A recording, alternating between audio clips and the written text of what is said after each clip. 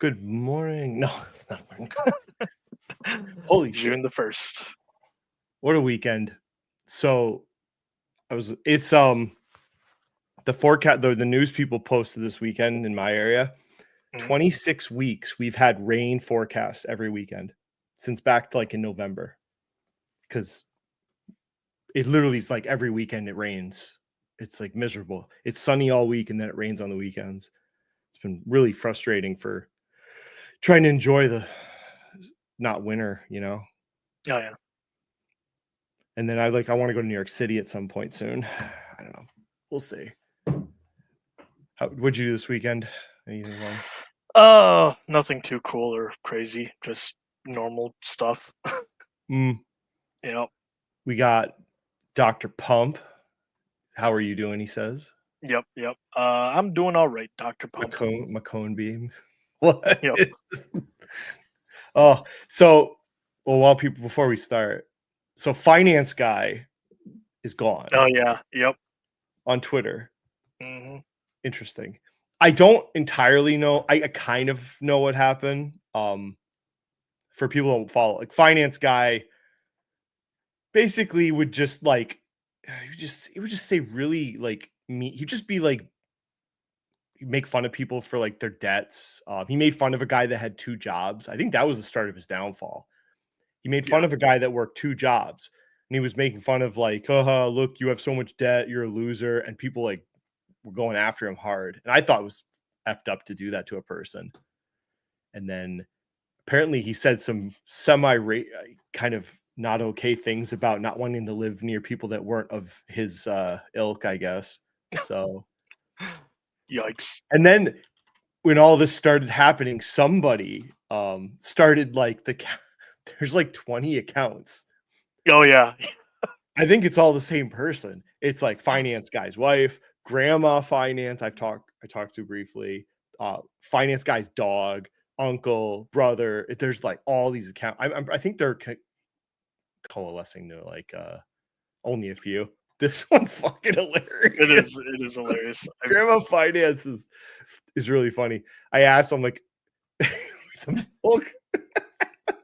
I think he's gonna whoever's doing this is gonna find a new target. They're not just gonna shut it down.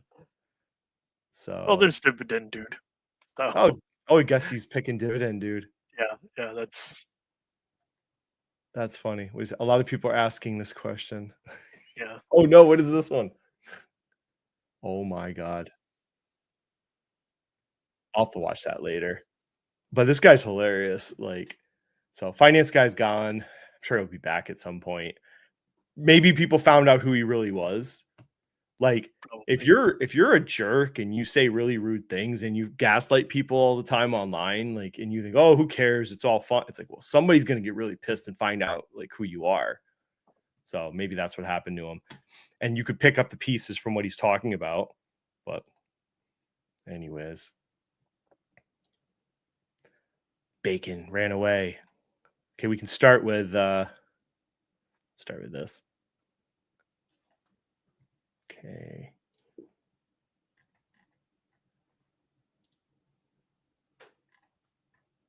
Let me pull this.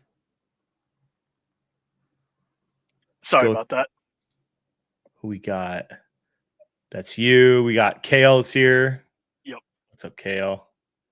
So I think we talked about this a while ago. Like, yeah, like I don't think this is a shock. I mean, calling this is not like a genius take. It's like you had Trump and Elon, like 2 alpha or wannabe alpha guys that like to have their way and don't like, they do what they want. They don't want to hear anything else. Like this is like oil and water, right? They're not going to mix. So 2 type A guys like this, it was just a matter of time before it blew up. Like we don't know for sure if Elon and Trump are on bad terms, but the relationship of Elon going to Washington as a government employee, that's blown up. But we do have some, I pulled some stuff from when I was at work this week. Some of these stories started hitting and it's like, it all started trickling, right? Like as soon as certain events, I think as soon as the China the potentially the briefing about China, Elon was going to go to the Pentagon and get a top secret briefing on China, like, I don't know, the war plans for Taiwan or something. And then I guess when Trump heard about that, he pulled him out of it. So I think that was the start of this all rolling downhill after that. And then you started getting these little trickles of stories from here and here from there about drug use. Next thing you know, there's a story about Elon like pushing somebody, and then Congress people start using anonymous sources saying they're not happy with Doge, and it's like it's something to behold. Like, this is Washington politics. And I think Elon went in thinking that he could do what he does at his companies, and we said, like, move fast and break shit, which is what he was doing. They were going from department to department, ripping through the budget, cutting out stuff, firing people, and then they move on to the next department. Like, that's not how government works. So what happened? He goes to court. Most of his cuts have been reversed. A lot of the people that they fired have come back to work, and they've lost those cases. And so, like, nothing was permanent for the most part. I mean, and I don't think a lot of his work was even in the budget, that bill they have in Congress right now. But now I think Trump found out that none of the cuts were put in it, and now he's going back and asking to have it re-entered, I think, in the negotiations, some of the Doge cuts.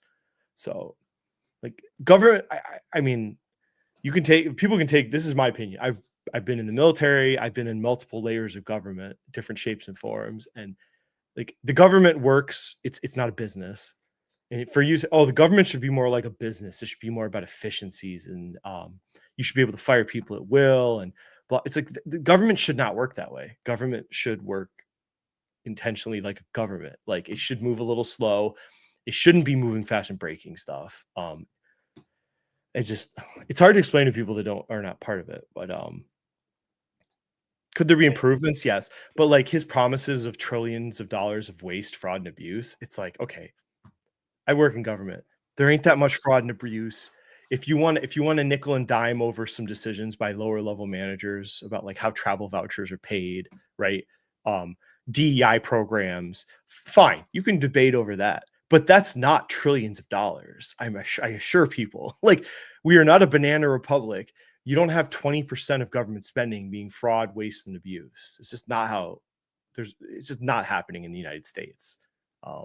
Most people work in the government they care about working for the government, and they try and do good jobs for the people, like, I don't have any bad examples of, you can find stories, of course, of someone like slept under the stairs and, fake going to work, but those are very few and far between. I've only heard a handful of those stories in 15 years. I wonder how much all this nonsense has cost taxpayers. Indeed, because Doge was paid for with tax money. How much did it cost to hire all these and start this Doge department to get these so-called savings that haven't really come about? And I guess, did you hear the original story? I guess Trump, or when Elon went on stage, I guess, like, back before the election, I think the story was Howard Lutnick went to Elon to say that you're going to save $1 trillion in your work. That was the goal, right? And then I guess Elon didn't hear him or whatever, went on stage and said 2 trillion. And then Lutnick's like, what the F? Like, that's not what we were talking about. Like, so they were going to say $1 trillion in saving and cuts. I mean, the final tally we can look at right now.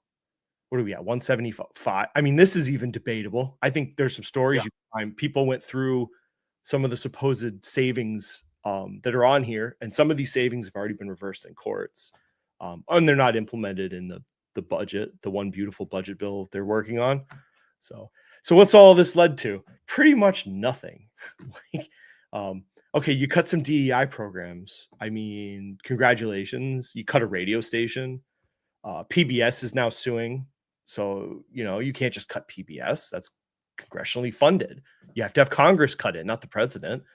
This is the way this way our government works. So the wheels of government are working. You have a president that's a little too active. The courts are reining him in. Congress should be reining him in, which, if midterms happen, way Democrats come back, then, well, we have a government that is well designed by our founding fathers. I won't hear anybody talk about how our government's broken or something like that. Like, Trump is proving the strength of the United States government and our Constitution to me. Like, he's proving it works, right? Because how many countries had presidents that just passed laws so they'd stay in power forever around the world. Oh yeah. In South America, you see it. Russia, you've seen it. Here, it's not happened, and it's not going to happen in the United States. So, Out of curiosity, Dan, how many companies have you seen go under or are basically under? meaning what? Just private companies in general or public companies. You mean like in my auditing? No, just like your experience as a person, like professionally maybe, but also like participant in the market, observer of the markets. I mean, shocking like death out of nowhere. It just doesn't happen very often. Oh, okay, yeah, like, but what I was getting at is like I think there's like people that harangue on companies or on governments are missing a critical thing, and that's a human element. Mhm. Like if your gripe is with government because of like laziness or like bloat, like there's some bloated companies there also. Like don't tell me there isn't. Yeah, I mean, but like government, even if you have like a union, let's say, and I've seen this, say a grant ends or work priorities shift, like that person, they like the people in the department can be shifted to a different type of work. Mm, So just because we are unionized in the government and they're not, you don't fire people outright for efficiencies like private sector, they get moved around occasionally. Some like I've seen grants come and go, and there's people that work behind the scenes and they get moved to a different department, but they don't. We've only been threatened layoffs once, where I actually got like a pink slip. So, and that was like a trade negotiation after a Great Recession. But I'm not going to convince people I know that have never worked in government or the military or towns. They just, it's all the talking point. I hear the people that talk negative. It's just the talking points of like government's corrupt, all this bullshit, and it's really not. There's people like me and my bosses. We're out there to do good work. I have grants I monitor. I make sure that, like, just like my department, we make sure the money is spent the way it was supposed to, right? Congress passed the law, and then there's regulations by the departments, the federal departments. We interpret those regs as best we can because there's a million scenarios, and we do the best we can, right? We're trying not to screw people over. So I don't know, like saying you're going to save 20, like saying you're going to save any substantial amount of money just from fraud, waste, and abuse is just nonsense. It's just nonsense. And that's what they were trying to sell the American people, which always makes me irritated because I know if it's 1%, I would be shocked to say fraud, waste, and abuse. They'll make up stuff. Um, so here's Steve Bannon. Okay, we'll go to this first. oh yeah. This was some of Elon's comments. So then, so backtracking. So after the China issue, then there was apparently, I think if we're on the right timeline, Scott Bessent got in a physical altercation with Elon in the White House. What else was there? Then Elon said he was leaving government at about the same time as his special government employee time was ending anyways, Mhm. which was like 130 days. If he stayed any longer, he would have had to do financial disclosures, and he's the richest man in the world. He probably doesn't want to do financial disclosures to work in the government. I wouldn't do it if I was him either. So it's weird that they're like, well, our mission accomplished. It's like, no, you had to leave. There was no other option. And then he started doing interviews where he starts like bad mouthing Trump and the big beautiful bill. Which if you're bad mouthing that bill, you're bad mouthing Trump because it's Trump's. This is Trump's bill. Like Congress would never have done this bill like this. They would have probably put it into different little pieces. So it's just this weird roller coaster. And then this story comes out. Then you start getting the drug use story comes out after the interview from Elon. All of a sudden now there's congressional people talking about how they were pissed off at him. It's like everyone's now behind the scenes, fighting with through the media and interviews. Quite the interesting time. Let's see here. Yeah, there's just some of these tidbits from these stories. Republican supporters have contended that the kind of spending cuts Musk is looking for, Doge outline, cannot be done via reconciliation. So reconciliation, which they're doing to avoid having a filibuster, there's only specific types of spending they can put in there. They can't cut, there's certain types of discretionary spending they can't cut through reconciliation, which is probably what Elon was hoping to do. But since they did this budget process, they can't do just wholesale cuts like he wants. So that's a problem. So I guess he probably was frustrated by the rules. Okay, there's that. Yeah. Doge cuts are discretionary. Under Senate budget rules, you cannot cut discretionary spending, only mandatory in a reconciliation bill. So I mean, they went down this path. This is the path they went down to do this. So problems. They gave it the good try. Yeah. This is some juicy stuff. Let's see. According to Steve Bannon, this is Besant. Is it Besant? Besant confronted Musk over the sweeping but unfulfilled promises to deliver $1 trillion in budget cuts. Scott Besant called him out. You promised trillions in cuts. Now you're only $100 billion. No one can find any savings. What are you doing? This is what Steve Bannon is alleging. That's when Elon got physical. It's a sore subject with him that he utterly lied to the American public. He didn't find all this massive fraud and abuse that he said he was. It wasn't an argument. It was just a physical confrontation. Elon basically shoved him. You imagine, like, so there's the richest man in the world and then another guy who's a billionaire got in a physical altercation at the White House, like right outside the Oval Office, apparently in the hallway. Like, holy shit.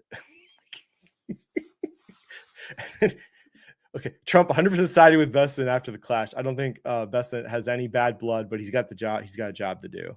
So he probably called out like, this is my opinion. I think Elon, he gave Trump a bunch of money to write 250 million, which gave him access. He then went in and I think he made promises to Trump and Trump's aides and people in Congress. I think Elon made promises about what he was going to find that he had no idea if he'd find it, but I think he made promises that he would.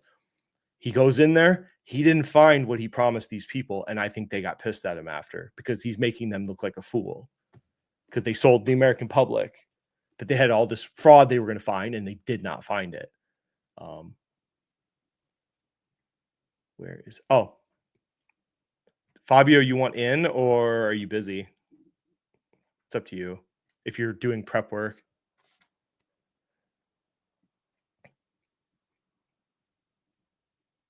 It's up to you. Yeah. So we have this. Okay, physical altercation. Yeah, and then this was Steve Bannon again. Everything changed for Musk after Trump publicly denied him receiving the China briefing. It's kind of embarrassing. He literally went to the Pentagon, and then he had to leave. So, what a weird circus this is. And then we started getting more and more, and then this. I mean, everyone's seen this at this point. Like, he's okay. You go online and people obviously he's on drugs, right? And then there's the other side that go, well, he's autistic, so this is what autistic people do. I've been around autistic kids. It depends. The answer to me, like, some of them are tweaking out, some aren't. So that that's debatable. I think he looks like he's on stuff though. His eyes are just like the eyes are everything when you look at like autistic people. It's all in the eyes. You can tell. So he was like tripping on something. I'm pretty convinced. So and then he had his whole face was jacked up. Like, yeah. It's such a scene. You got the richest man in the world standing next to the president, talking about how he did such a great job, which he really didn't do what he said he was going to do with Doge. He's going like this. His whole side of his face is jacked up, which makes it kind of hard to believe a little child did all that. He had scratches and bruises all on his face. So there's more here. Newspaper erratic behavior in the days leading up Trump entered office. Oh yeah, because we know hand gesture. Okay, the Nazi salute was kind of ridiculous, I thought. So they're bringing everything out. This is not unintentional. All this trash about Elon all of a sudden came out of nowhere, right? So I think there was a break, and I think the underhanded side of the Republican Party is now going after Elon too a bit. It's not a coincidence. All this stuff is timed like this. What a weird way how this is going to end. Because like I get that, like, his whole special government employee thing was very time limit based, but if he were like really beloved, you don't think that this administration would be like, hey, like, you've been gone for like a couple days, come back, it's okay. Like, I honestly think that would have been the case if it were. And Yeah. then So we have this. there was a report. Okay, so someone said he had like a pill. I was trying to find a picture because if you're going to make a claim that he was carrying like a briefcase full of pills or whatever the hell they were saying, like boxes of pills.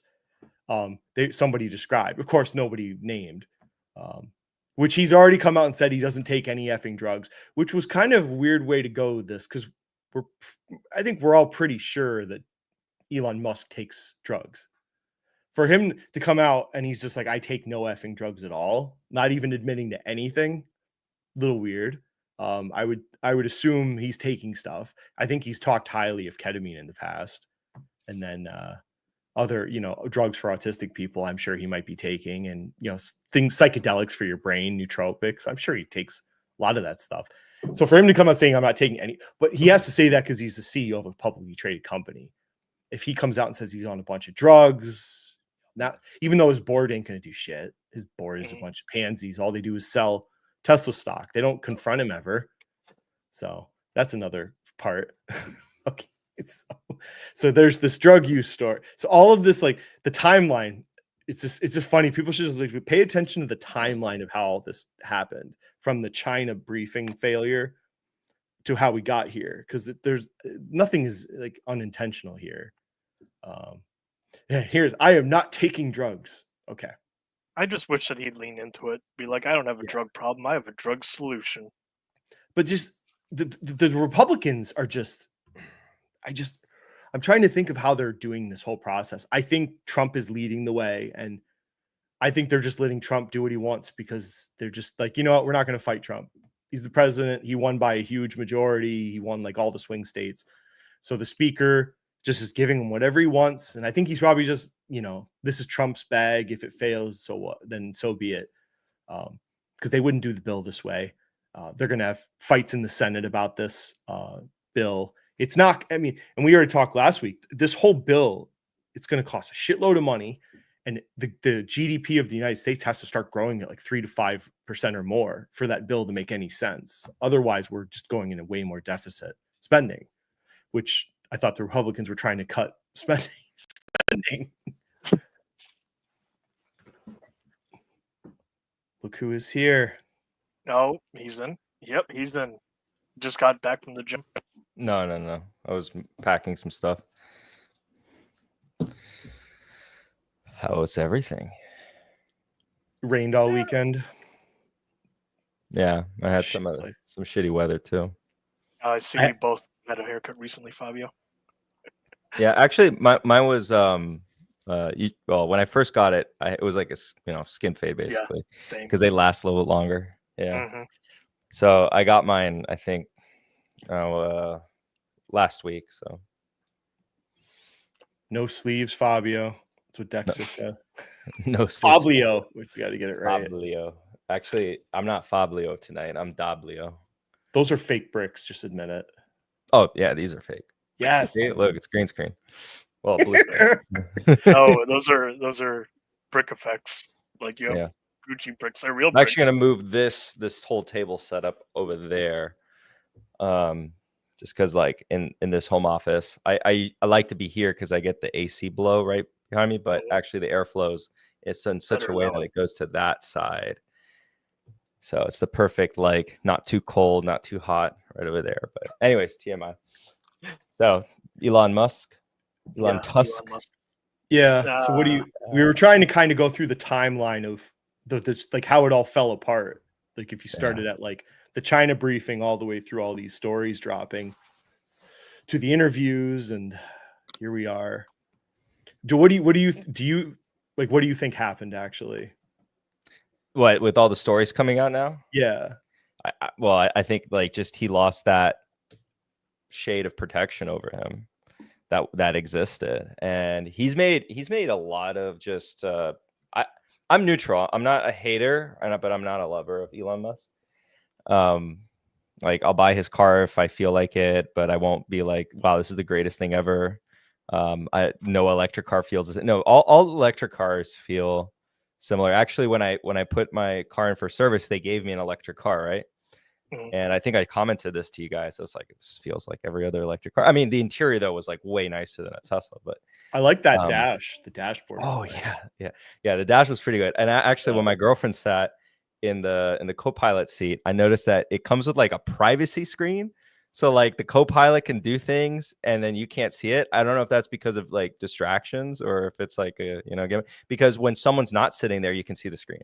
Oh, the screen. Okay. Yeah, like the whole screen that goes across the whole dashboard. So when someone's sitting on the co-pilot side, they can do their own thing. It's like two separate systems. They split it. Okay. Yeah. That's and cool. they can change the navigation, they can do a bunch of things from there, change the music. But then when someone sits there, you lose sight of it. There's like something that comes apart or nothing really changes. It's just, I don't know what it does, but because it's not like it's a screen protector, because a screen protector would be permanent. And it's not like something comes in and places itself there. It just does something with the dimming and the lighting where you can't see it anymore. So I thought that was just pretty cool. Gimmick, but it's not like, I was like, oh, that would make me buy the car. But it's a bit expensive, if I'm being honest, because when you get the rental, they always put the price thing in there. It's like, just in case, we're just going to leave this here. Just in case. I like how when I bring my Hondas in now, their salespeople start messaging me to tell me they'll buy it from me. Like both cars now, I've had service, and they have a salesperson like text me, "Hey, we'll buy it from you for this." I'm like, I just wanted new tires. Like, leave me alone. And then I'm like, you offered me less than the lease buyout, so I don't know. We can't discuss this anymore. Like. Well, they're just trying to see. They're just trying to see if you'd be willing to take it. There's no harm in asking. I mean, it's all going to be Carvana in 5 years, anyways. It's all going to be Carvana. You might as well just give up and sell the dealership. Dude, Carvana is the best performing stock in the Capital Mindset contest. Like, the fuck is going on? Like, all the work. What do you think? All the work you do, and Carvana. All the work I do, yeah. It doesn't matter. Carvana kicks your ass. Everyone's no. ass. And we found out Sezzle recently, like all the work we've done, it's like up 6,000% since 2023. So all the work, it's like. Do you remember we all thought I thought it was going to go bankrupt when it was like $4.23. It's like we were all laughing at it, and I still think at some point $330 stock now. Like, at some point something's going to go wrong with them. There's so much smoke there. There can't be not a fire. I'm just not willing to short it. Well, now the dealerships. So now they're doing dealerships. That's a big expense. Like, and that goes away from what they were originally going to be, like the online car company. But it's such a weird. Yeah. They're so weird. Yeah. But with Elon, the only thing left with Elon, I think Elon made promises when he went to Washington, and I think he didn't deliver. And I think that was like the beginning of the end.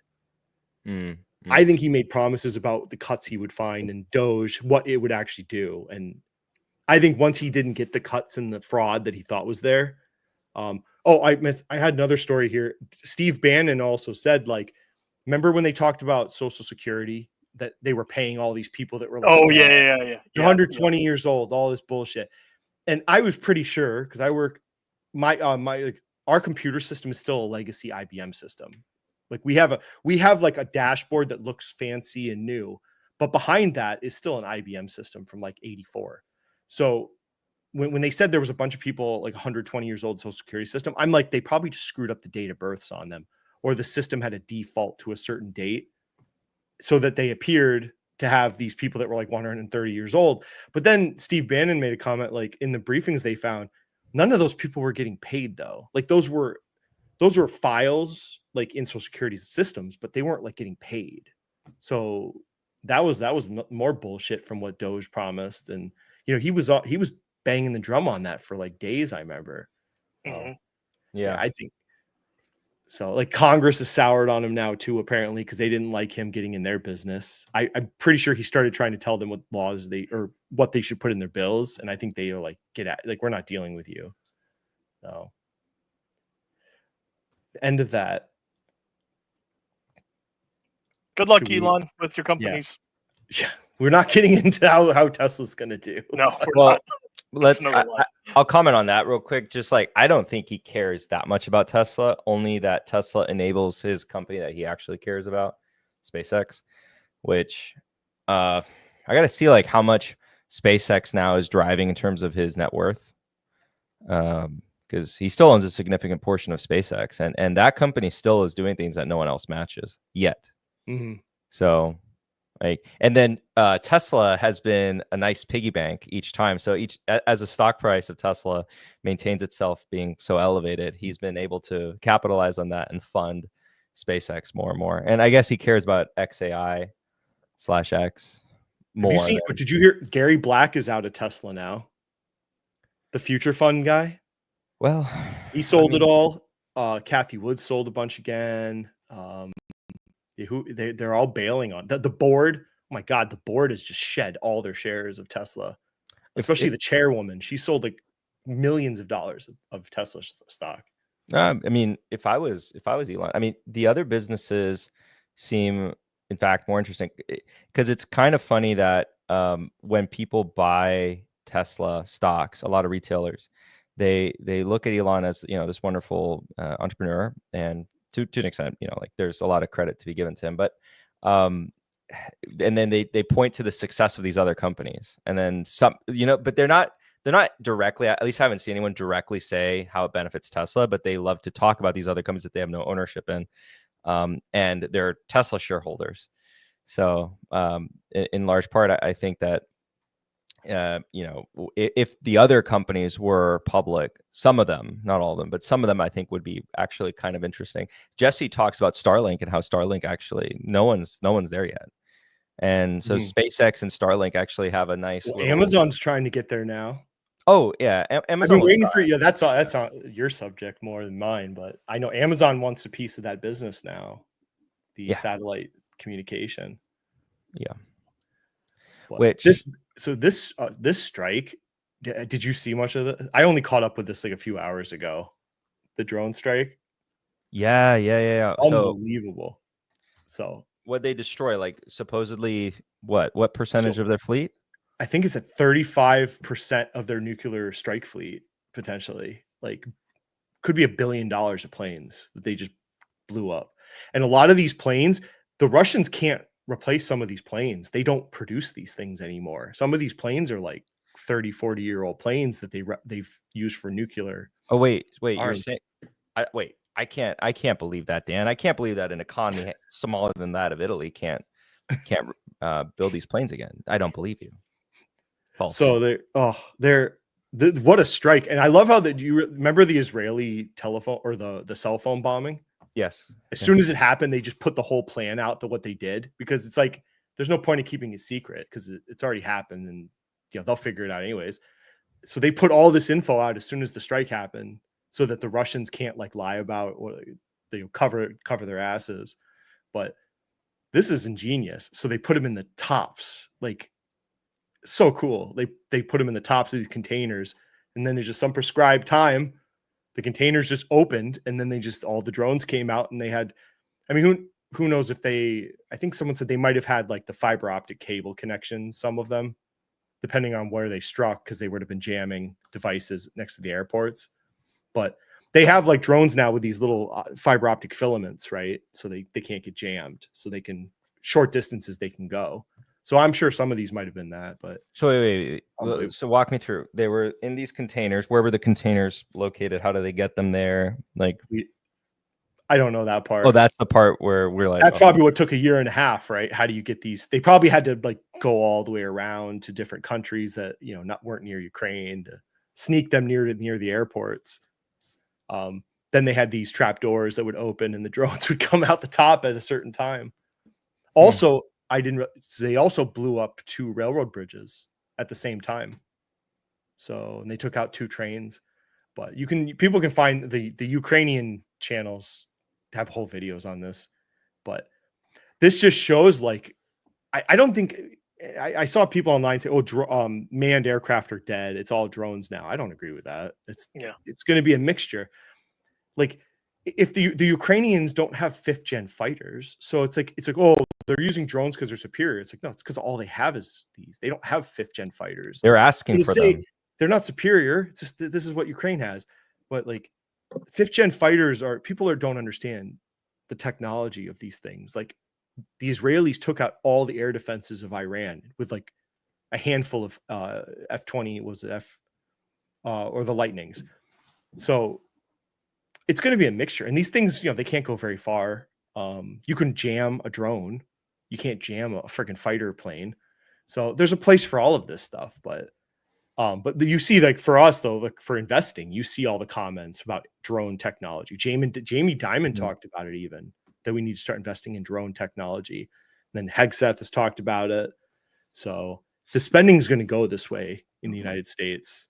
That's why I'm trying to look now for some more drone ideas, but it's like, who knows? There's, do you invest in the drones or the defense part? This is the part that's the nuance that we have to look at. I think from what I've understood, right, from what you guys have explained to me, is that the drone part is going to be like, people are going to focus on driving down the cost, because it seems like there's going to be some drones that are expensive and fancy. I think Kratos, right? And then there's going to be the swarm drones. That's like, how many can we make? How cheap can we make them? And just throw them all at once, overwhelm in force, right? So I don't know if that's the business that will be attractive, the swarm one, right? Because it's going to be like, who can give the U.S. military the cheapest drone, and tons of them. Yes. But then you look at Kratos, and it's like they're developing big specialized drones, almost like a fighter, like that you would say there's a place for both. Well, there's a place for these drones that are maybe more specialized, more technologically advanced, for a specific mission type. And then you have, we're going to throw 10,000 drones at a base. Yeah, like there's going to be so many interesting ways they go with this. Like the sixth gen or the next generation of fighters, it's going to be a plane with like a swarm around it. And then they're also talking, they're going to have boats, like they're going to have a mothership that would have swarm boats that come out of it. That's right? Crazy. Because they found like you can jam. So the defense, I've listened to a bunch of different podcasts, and like the way to like get around electronic jamming of the drones is, well, you have like a mothership that relays the signal. So the closer the signals are, the less effective the jamming is. So you can have like a mothership drone that relays the signal closer to the drones. Like the developments it's hard to keep up with what the Ukrainians are doing. But man, if this war ever ends, the Ukrainian military vets are going to make a killing, like going to do contract work for NATO. Yeah. Like those guys are going to make boatloads of money. Like you can't pay them enough to teach you what they did over there. So, but I'm still I like the detection and defensive part. I think is the more investable than, like you said, the production part. Like I don't think that there's no moat to that it's just a little drone with a Chinese motor, right? And they're not even like, I don't like the one with the switchback ones, AeroVironment, I think it is. Yeah, because okay. the Ukrainians aren't even doing that now. They're using purpose-built munition. So they're not even necessarily smashing their drones into these things now. They have little purpose-built like mortars that they're using so they can save the drones now. So that's even a development. And then they have these massive, I don't know if you've seen, they have like a bigger drone that has like 4 big ass freaking motors, and it drops like building bombs that'll like blow a building up. So they don't bring that in first though. They have like 5 or 6 different types of drones depending on the scenario. But so I don't know if the drones is the part, but the detection is a big part, because you need specialized radar for these little drones that are 2 feet, maybe 1 by 2 foot wide. That's a big investment. If you can find one of those companies, very like a new technology for detection, I think. I'm smiling because I was thinking, like, that old thing. It's like, I'm not, laughing at what's going on with the war. It's nothing to do with that. It's more like the thing you learn in history class, right? About the conflicts and how World War I, right, was fought like old style tactics with new weapons. And then this is like repeat of history in that way, because they're using trench warfare with new weapons. And it's like, we went from, was Vietnam not fought in trench warfare? Korea, was that fought in trench warfare at all? Were trenches used? Not so much. No. So it's kind of interesting. We're seeing like the first more large scale modern conflict, because we don't really have one to pinpoint, because like the United States going after, well, the Iraqi military, but that's like, I don't know. They had a field day with them. It was it very was a one-sided. joke. Like, yeah. An Abrams took out an Abrams tank could take 50 of their tanks out, their T-60s. But like that's the analogy I think of, honestly. I think drones right now are like machine guns at the beginning of World War One. There's really no solution. There's ideas. Like Rheinmetall has a good idea, but then people talk about chemical lasers and electronic jamming, and it's like there's no specific solution to this stuff yet. Yeah, because I mean, the casualty rate at this point, it's really comparable to those nasty wars from back then. We haven't, how long has it been since 2022 now? So yeah, we've been 3 years. Wait, was it 2021? No, it was I think it was 22. Yes, right? it was 22. March? It was 22, 22. early 2022. So yeah, we're on our 3rd year, and you look at the casualty rates, like it's really high. It's very comparable to already Vietnam and Korea. I think it's surpassed. If you're just, well, I can never figure out what the exact death rates are, because it's we're in the middle of it. But it looks like, when I just Googled it, that we're I think past Vietnam level casualties. Well, actually, no, I got to check what both sides, because I know what the American side was at one of those years was like 30 something thousand. So I think this conflict surpasses that. And then I forget what Korea was, but I think Korea was also in the tens of thousands, like, because Iraq was in the U.S. military was like hundreds, each year. Maybe there was like 1 year that was like 1,000, but, and I don't know. I don't have Afghanistan on in front of me. If you join Capital Mindset, we've been talking military ideas for investing, and you could maybe join us. But there was one member brought up an interesting ETF based in a non-NATO country. I don't want to spoil it. People can join and read it, but I think it's an interesting idea, because it would give you access to like shipping. Yeah. There's what else to say about this? I mean, people can go the Ukrainian. There's plenty of Ukrainian channels, but this is wild. I don't know. Well, I'm interested, not excited, is the phrase to say, to see the next developments, like what Russia's response is. Interested, but I'm not excited, because it's not gonna be nice. Well, if what someone said in the chat was true about them bribing or using Russian shipping companies, that's hilarious. That's like, I know. I was like, within the system. If that is, dude, those people better flee if this is true. Whoever runs that company, get the fuck out right now before they figure it out. Oh my God, that's genius. If they use their own people against it. But like military trends we've been following is just like the NATO so it's not just US centric. You got NATO spending now. Yeah. So that's going to continue. So there are ETFs. I'll tell people there are ETFs that you can get. So my dilemma, I'm a US investor. I don't have an international brokerage. I don't really want to. I don't really like buying individual in international companies. So there are ETFs that allow you to get exposure to NATO countries. So then you can get the US and the NATO and their European partners in one ETF, and then you don't have to buy international stocks. So that's something you can look for out there.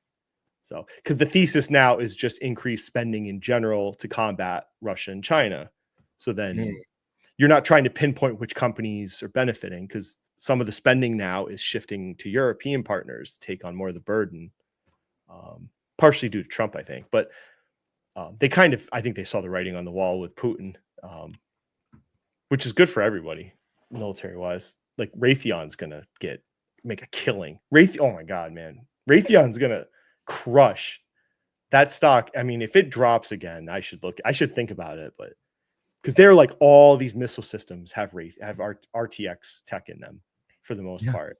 Like Golden Dome. It was $70 because the Golden paint Dome chipping on a fucking engine. We didn't buy it. Yeah, I don't know. Whatever.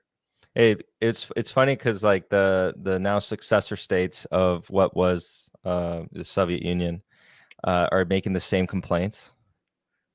Right, that was when Reagan made the threat on the original idea. Yeah. Mhm. Yeah, Yes, because of if you Star Wars. yeah, because if you remove the mutual part, they feel very threatened suddenly. Mhm. Yep. Yeah. There's that. The Okay, problem this is is a like Fabio topic. We know the this. logistics of that Golden Dome would be really challenging. But yeah, next topic. I don't have a lot of slides for this because I was going quick, but this is taco. Like, a reporter literally called out the president about this too, which I wish they hadn't given the jig up to us investors.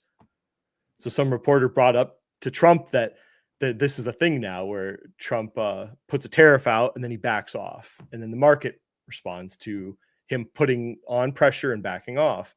So some journalists had to ask Trump this, and now it's like, is this a trade now because Trump's on to people not taking him seriously about tariffs? Oh, kind of a bummer.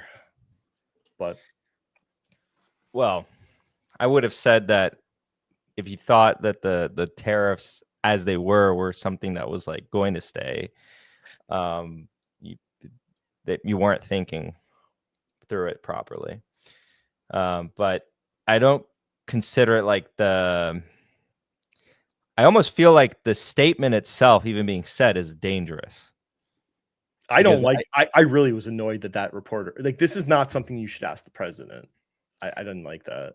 Yeah, because you don't want to turn this into something that could become, more of like, oh yeah, because the team around him, I think it was very like, we've already talked about this. We talked about this before he took off the tariffs, right? It's like, I was on vacation. I was on the beach in Aruba, remember? I was the dark background, etc. We had this exact conversation already. This is well before he took off the tariffs. This is like just after he put on the tariffs, and we were all going like, "Oh my god!" Like, I remember the week I got back, that Wednesday, he took off the tariffs. Or no, he took off the tariffs. Sorry, he did the pause, right? And with a lot of what he does, it's he likes to do the same thing again and again and again, which is like, put out a huge ask, scare you, bring you to the table, talk to you, and then blah blah blah blah. Like, for example, let's illustrate some examples. So like NATO, you were alluding to it a little bit earlier. So the NATO spent. There was bombastic language about, NATO, United States leaving NATO, because United States basically is NATO. And then his initial ask was, hey, increase spending. And that was the same ask for all the other administrations. Except he did it in a different flavor, right? He did it with this like threat. And then the threat was responded, but with, okay, we'll do more spending. And it's like, okay. And then now there's no discussion about leaving NATO. Mm-hmm. And then you have Secretary of Defense, everyone kind of reiterating that we need to strengthen these alliances, blah, blah, blah, blah, blah. Maybe some people have not paying attention to what everything the administration says. So maybe they only remember the stuff. But if you're not up to date, you should update yourself. And then the Canada and Mexico. NAFTA had to be renegotiated this year anyways, which is the hilarious part. Like, people don't know that. It had to be renegotiated because it expires, right? And so a lot of it, very bombastic noise. It's just a lot of, it's like a reality TV show in some ways. You could make that comparison. And I view it as much of the same way. It's a lot of shouting to maybe ruffle feathers up a bit. Some argue that he wanted this individual in Canada to win. I mean, he tweeted the day of the election, like the 51st state thing again, knowing that triggered the boomer generation the most, which it looks like the younger generation in Canada wanted to get the current government out. And then it was the older generation who was their number one concern was the 51st state comment. So they were willing to forgive everything. All the grievances that the Canadians were having, they were willing to forgive it all if it just meant that it was countering that rhetoric.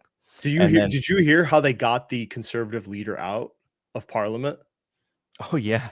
So they don't have, like, for people like, in America, I think everywhere, if you want to get on the ballot, you have to get like a certain amount Oh, of yeah. voters Yep. to sign that to get you on there, like a percentage or just a straight number of voters have to sign like a form. They don't have that in Canada. No. So like hundreds of people got on the ballot in his election. So you can go look at photos. The thing is like you Long. drop it and it's like 5 feet long of people on the Yeah. ballot for the conservative leader. So I don't know. I don't even know what you call that. Like I don't know. It's like a hack job, but Hilarious politics. yeah. Arctic So Mexico, some might say. I mean, they might want to think Shout about out to- revising that, because I've signed, like I'm on the, I'm a Democrat by the party, and they come and I'll sign the ballot, right, for the signature thing. Hilarious. But here's the part with the tariffs. You and me have our little. I don't think there's such a grand plan, which you do, but we don't know yet how he's going to deal with trade deficit, because we have a trade surplus deal done with the UK supposedly, but we don't have a deal with a trade deficit partner. And he's made comments that that's like a debt owed to the US, or who knows, like we don't know what form that's going to take. Like how's he going to deal with the deficit part rather than just like taking tariffs down to zero on both sides, let's say. That's kind of the unknown we don't know right now. Yeah. I just like, okay, so when we look at the trade deficit, you'd have to go after unskilled production and low value manufacturing. And you're not going to do that with a lot of these countries. It's not going to happen. So I'm just going off of like, I can't for a moment believe that anyone who works in the administration is that stupid. Because that would be something. That would be a God help us moment, which I'm not there yet. But the and like we'll see, right? Like we'll see what happens with Vietnam, because I think with Vietnam it's a lot of like, hey, you should not. And again, I'm taking comments from the administrative officials. Like if you go in the trade room in Capital Mindset Discord, right, where I've organized all of the publication for all the people. A lot of the people that people don't pay attention to, because people just watch the news, right? And the news is like a journalist filtration, right? A journalist degrees filtration of information. And so it's like they're an expert in nothing. So like you're going to get exactly that, like curated nonsense. But in terms of like publication of journalism, like the information is out there. You just have to find it. And interviews, like tons of interviews, just taking it from firsthand sources, right? That often is then published, but making sure that the source is firsthand, not two sources familiar with the matter. Like at this point, it's become a meme, especially with Wall Street Journal. Terrible publication, horrible, awful. Publishing old news. People are definitely paying them for that news to come out. Publishing old news and claiming it's new. But like with Vietnam, there's a big issue with China using them as a way to circumnavigate tariffs. And so it's like they're a surplus nation. I know for a fact that in Vietnam, they're cracking down hard now, suddenly, out of nowhere, right? And because I think that's the demands, right? Mm-hmm. Why would they do that if that wasn't the demands, right? The demands are saying, okay, we'll make this agreement with you. You have a lot to gain from this agreement. But there's something we want you to do. And then so that's not spoken about, but it's like those who know that that's been the issue, and that's been reported before it was political, right? It was well reported and documented.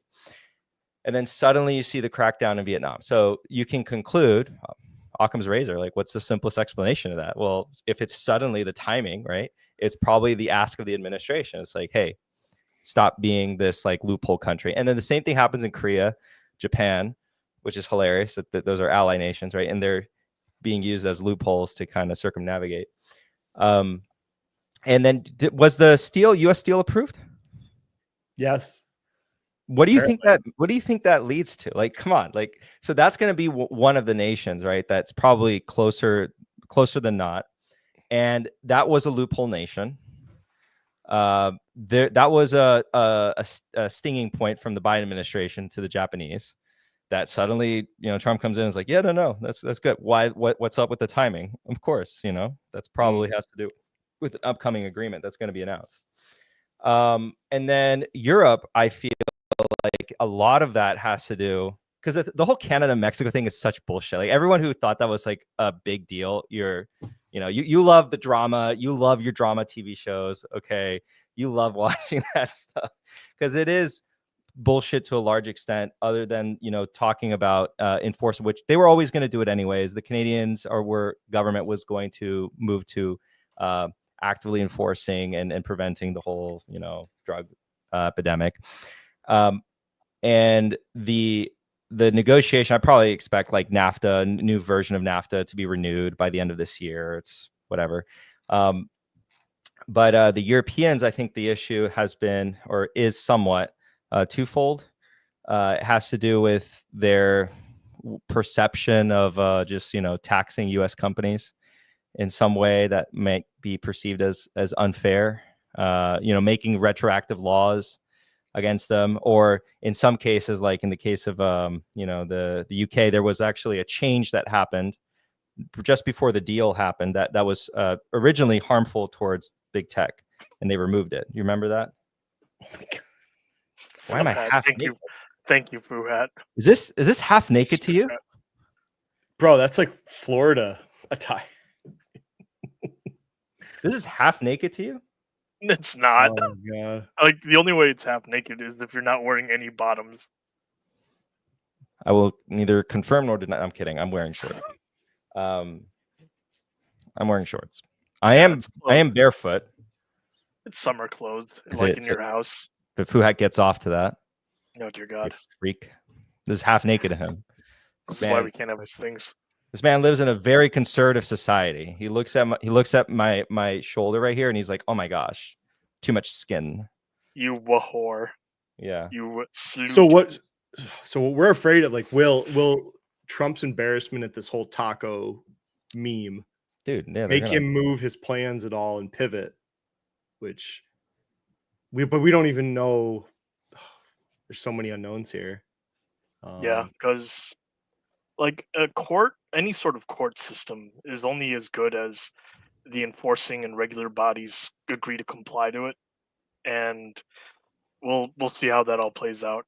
Like I think we all know this is heading to the Supreme Court at some point because this has to be tested. Can the president just put all these tariffs based on emergency powers from a law in the 70s when the Constitution literally says the power to regulate commerce is Congress's, not the president.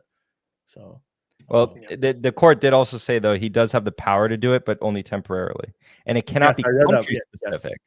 Yeah, that part. I just read that like an hour ago. So temporarily, he can only do the emergency acts temporary. I think it was like 100 something days. Yeah, 150. I think it was. Yeah. So these are just things the courts have never ruled on because no president's ever pushed these limits. So there is like one concern about it, but I understand it as well. But it is concerning that our Congress doesn't move fast for anything. So like if there was an adversary, hypothetically, I'm not pointing to a current adversary that is a problem. Let's pretend there isn't. But if there was one and they did take advantage of certain commerce rules and they were part of a certain organization that you were supposed to follow rules, but then aren't following rules, but then to get the advantages of that same organization, and then we're supposed to follow the rules, but they don't have to follow the rules. So then if we were to want to do something to stop that, then we would basically be fucked because we can't, because the way we pass it, right? There has to be an overwhelming movement to want to do it, which I understand. Like that's what we do want for like, big things. But in this instance, it's like the same dilemma, like why the Marines, right, exist. The whole reason why the Marines exist is because in order to get troops to do something for the U.S. fast enough, you need the same issue, right? And so the Marines exist as like basically a loophole. The Marines themselves are a loophole, no? Because isn't technically the power of declaring war held only by Congress, and yet the president has the power to send the Marines anywhere? What's up with that? Supreme Court. You might as well look at that then. It all started with Vietnam because I think we never went to war without a declaration of war, and then Vietnam happened, and then and you don't unring that bell. At least I don't think it was Korea. But I learned in high school, right, in my history class, AP U.S. history, that the CIA went to Kennedy, right, and said in order for us to that they gave, I forget the name of the plan. It's been so long. Forgive me. I don't have that memorized, but they came to him and said to do a false flag attack in Miami, a terrorist attack, to kill a couple Americans and then get the American people to want to go to war with Cuba. And Kennedy was like, "What? Fuck? What? No." Yeah. And then, but like the point in that plan was saying like you can't get Congress to. It takes a huge amount of willpower to get Congress to declare war on something. So it's very difficult. So like the only way to do it is we need to spur the American people to get angry about something. But yeah, we have the Marines. So Kennedy said no. We must remove all of Miami. This is what you're So it's like I'm not a car bombing. No, we got to do something bigger. Come on. This is what you're talking about. Trump already said the Chinese were violating the trade. Yep. Deal. Is it even a deal or just pause? I guess, and then now he's retaliating. I don't know. Can't keep up with all this.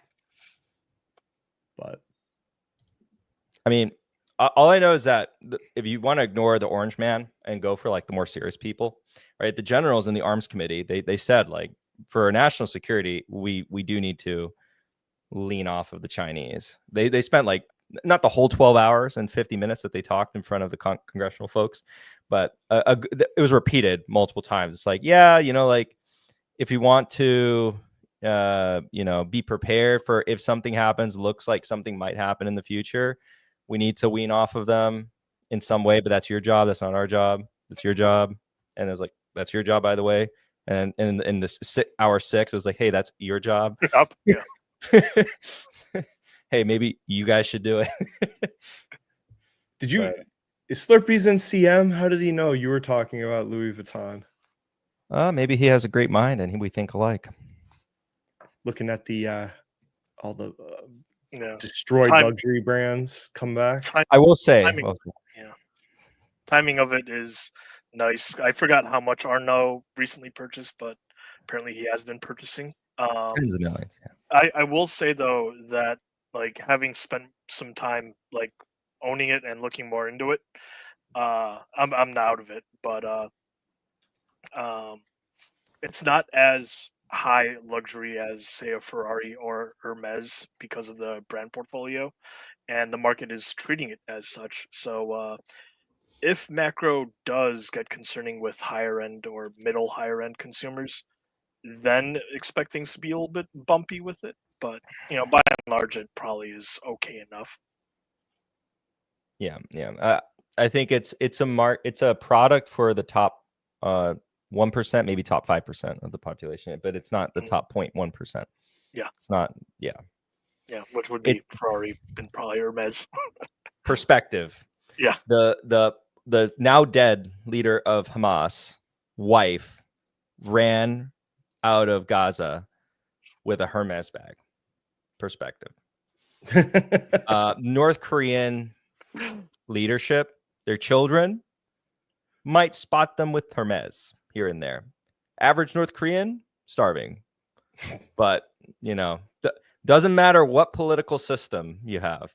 Cuban ruling family, the Castros, Chavez for Venezuela, the daughters that are billionaires, probably spot them with Hermes. Yeah. Average Venezuelan, poor, super poor.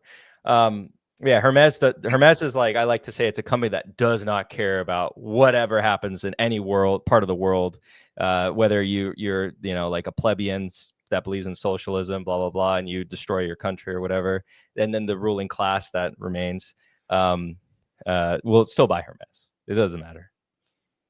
So maybe it's worth another look now that it's so down. Okay, so on that note, like these guys, it's not like the top 0.1% don't buy LVMH products. Like they do, but it's not certain brands though. Yeah, it's not their main source of profit. Their profit driver is probably like the top 5% of the population. And then they have maybe like, well, there's like I don't know, like Gucci, which is definitely going to be more lower bound of the population, but it's Hublot. expensive, right? And so it's like LVMH, like Louis Vuitton, will still have like a mix. It's not like only the top 5%, but it's going to be probably like their focus is the top 5, maybe top 10, I should say. Maybe top 10 is going to be more fair. So like definitely upper middle class of the world is Louis Vuitton's target. So it's not for Slurpee's comment. It's actually not like the really rich. No, I did. Do I have it on me? No, I did buy a Louis Vuitton wallet recently, but it's because I didn't want to fork up, 4 or 5 times that for a Hermes wallet. And I was in a country that there was no tax. So I was like, I'll buy it while I'm here. The only thing, the biggest concern with LVMH is probably the alcohol sales. Would you say? Like the Hennessy and wine is not doing well. It's really not doing well. Yeah. But alcohol's been weak for a while. The majority, like what I'd focus on, is like leather goods. The makeup segment's too small. So like, even though it's a fantastic business for them, Sephora is amazing. It's too small to move the needle. I'd probably see. Okay, so this is one thing I'm thinking about. So making a very stupid prediction because it's obvious, right? Because this is a serial acquirer, so it's obvious they're going to do this. But they have enough cash right now that they typically, when they get to this level of cash, they go out and buy something. Burberry? No, I don't think they want Burberry. No. Speculations like he wants Richemont, the watch brand house. He could actually go out and buy one of those pristine alcohol companies. They have plenty of cash to do that. So like there's some why am I forgetting the names? No. Guinness is owned by Diageo. Yeah. What's Diageo's market cap right now? DEO? Yeah, I was about to say, well, how expensive is Diageo? Yeah, I don't think they can buy Diageo with just cash on hand. I think Diageo is like 60. Wow. 60. Yeah, 60. They could buy it, but I don't take on some debt. But that'd be wild if they did this. Oh my god. That would be wild. Remy. I think it's Remy. They could buy Remy. And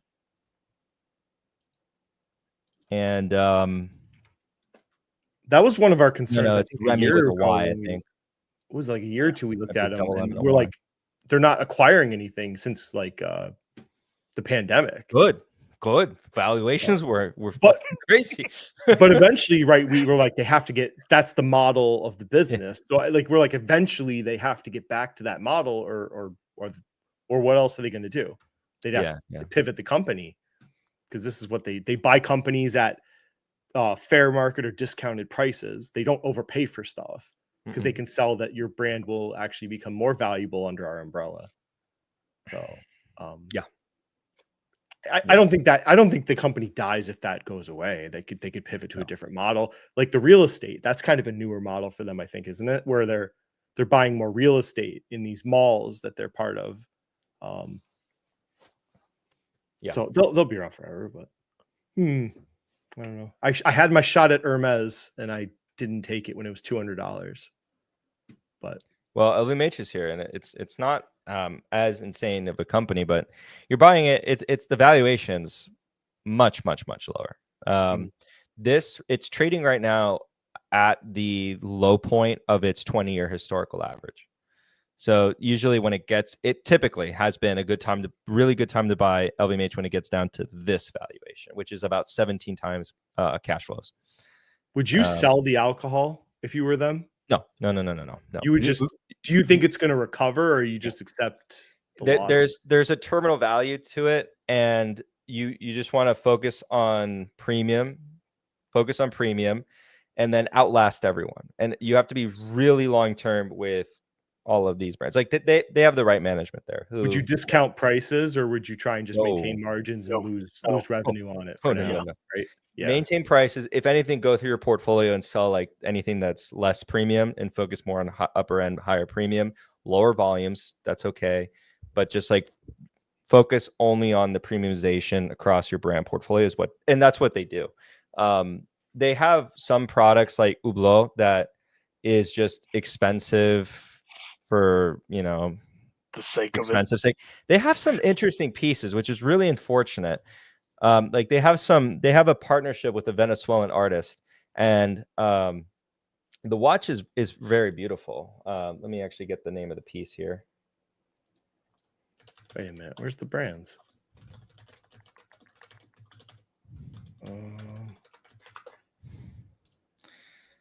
Okay, I think it was the Carlos Cruz Diaz limited series edition watch. Look up that watch. That watch is beautiful. Like, I kind of like it, and I hate Carlos? that it's a Hublot. Yeah, Carlos Cruz, or I'll say Carlos Cruz Diaz. Hublot watch. I just have a problem that it's Hublot, so I don't want to. I wouldn't buy it. Don't kill me on this. Did I get the spelling right? Yeah, there it is. There. Yeah. Scroll. Let me see the piece. Yeah, look at that. Holy I kind of like it. That So is it's inspired by his artwork God. pieces, or a few of his artwork pieces. Am I going to get cross-eyed looking at this thing? Yeah, Jesus. Yeah, right? So it's unique. It's a unique piece. The design, I think, is interesting. So Hublot has like some things that they go out and do that are interesting, and then but the thing is, like some of the things they also do, it's just like the finishing might be off, and the price point that they're asking for just isn't up to snuff with that. But they make a hell of money. What is this? Yeah. Okay, this is what I'm saying. So like, what the fuck is that? There's people out there that fit a certain demo that will buy this, and that's just money. Oh my God, that's a money. This is just, hey, I've got something you can't have. Yeah. So that's the Hublot like brand, right? It's like, I have something you can have. It's exactly that. No, like genuinely, it's exactly that. Rolex has become that. Yeah. But of course, Rolex has like much richer history. The finishing's pristine, all of that. Hey, look, Foo Hat, they're gonna watch for you. But Hublot is genuinely that brand. It's like, I have something you can't have. Wow, because of money, not because of dick wanking, because that's how it feels like for some watch brands. But watches have gone into that. In order to survive, they've gone into premiumization.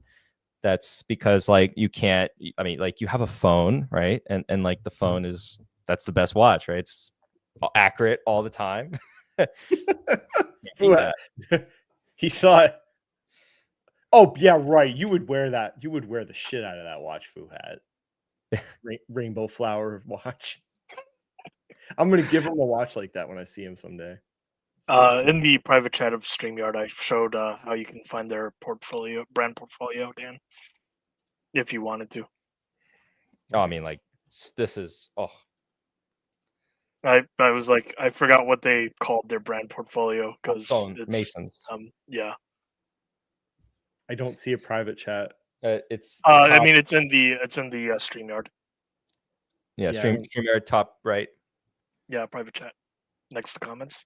Oh, that's right. They changed the layout. It moved. For me, it's still in the top right. Where is it for you? Yeah, same here. Here, I'll do it. I got it. Oh, you got it. All right, cool. 75. Wow. Yep. Wow. Can we see them? Yeah, it's an arrow set up or all the way down. It doesn't have the brands. You can arrow. Right there, arrow. Here? Oh. Yep. Monet. Okay. Are these like the vineyards? Hennessy. Good old Hennessy. Yep. That's right now we're in the spirits section. That's probably their worst product right now, I think. Hennessy sales have been really bad. Okay, we got a lot of wines. Yep. Yeah. Okay. So, and if you went back, you could narrow it down to like leather goods, fashion, watches, perfumes, cosmetics. Lots of vineyards and wines. Okay. Mm-hmm. Yeah, I don't know. They're so heavy in wine. No. Look at it as a percentage of sales. It's not a big deal. Yeah, They're it's, basically I'm just saying, like, if do they get other types of alcohol? Maybe. okay. You could think of it this way: the company that has an unfair advantage in the spirits business is them. Why? Because they have these other things that support the mothership, and then they're able to, basically outlast this storm as long as it takes. Everyone else can suffer, and they could be the loan shark there that's like waiting for one of them to start bleeding and being like, you taste a little good. Let me scoop you up. You know what brand I'm surprised they don't own? Grey Goose. Yeah, well, I kind of almost seen. Isn't Well, that owned by Diageo, scale, or is I that think just so. Smirnoff? Let me double check. They don't have any gin. There's no gin here. Interesting. I wouldn't be surprised if Arnaud looks to buy like something like a Remy right now, if he can get the family to agree to sell. That's the thing. So he has to get the family to agree, but it'd be a portfolio that I think long term has a value, and being part of LVMH can survive. I mean, I think they can survive without LVMH, but you never know. Like during a crisis, people do stupid things. And then those who have money during the crisis have all the advantage, which LVMH has plenty. Same with Hermes. Hermes is like, dude, that thing's a freaking stronghold. That's a castle that you cannot destroy. It's like $12 billion in cash, no debt. And the family owns 80%. And if someone comes in and says, like, hey, do you want to do something like that? Fuck you. No, shut up. Get out. Wow. These are some big. He's buying a lot of stock. ESPN. Grey Goose is owned by Bacardi. Okay. Yep. Interesting. He sees. Okay. Oh, he owns a huge amount of Christian Dior, right? Another way to buy LVMH with a slight discount is buying Christian Dior. But there's like, I think you should be fine, right, buying Christian Dior. But like there's always like the fear that Arnaud plays some game with you with Christian Dior. But Christian Dior, it's like number one asset is LVMH shares. It's like this weird thing. Like Arnaud owns a lot of Christian Dior. Christian Dior owns a lot of LVMH. And then you see like Christian Dior's stock price is basically tied to what LVMH does. So you would like to see him acquire something jewelry space, you think, next? No. Anything. I'll leave that up to him because I'm not the expert. So you just want him to get back on the acquisition of the company track that we haven't seen in. I can't remember the last one. It's before COVID, I think. Yeah, but at the same time, I don't. He shouldn't be in a rush. You gotta just proverbially let the deal come to you. No, let him cook. Yeah, let the man cook. He's cooked for his whole career. Let him keep cooking. And I think I'm pretty sure. Like, if you look at LVMH's position, they have a very, very nice balance sheet. Lots of cash. They have debt, but like the debt's like nothing compared to what they bring in, right? I mean, they have more cash than debt right now. They're not like a Hermes with like no debt, right? But leverage is respectable. Leverage is fine. And Arnaud's more of a finance guy. He's not a fashion guy, right? He's a business guy. Like seriously, that's why he was the outsider. And it took a while for like the full respect.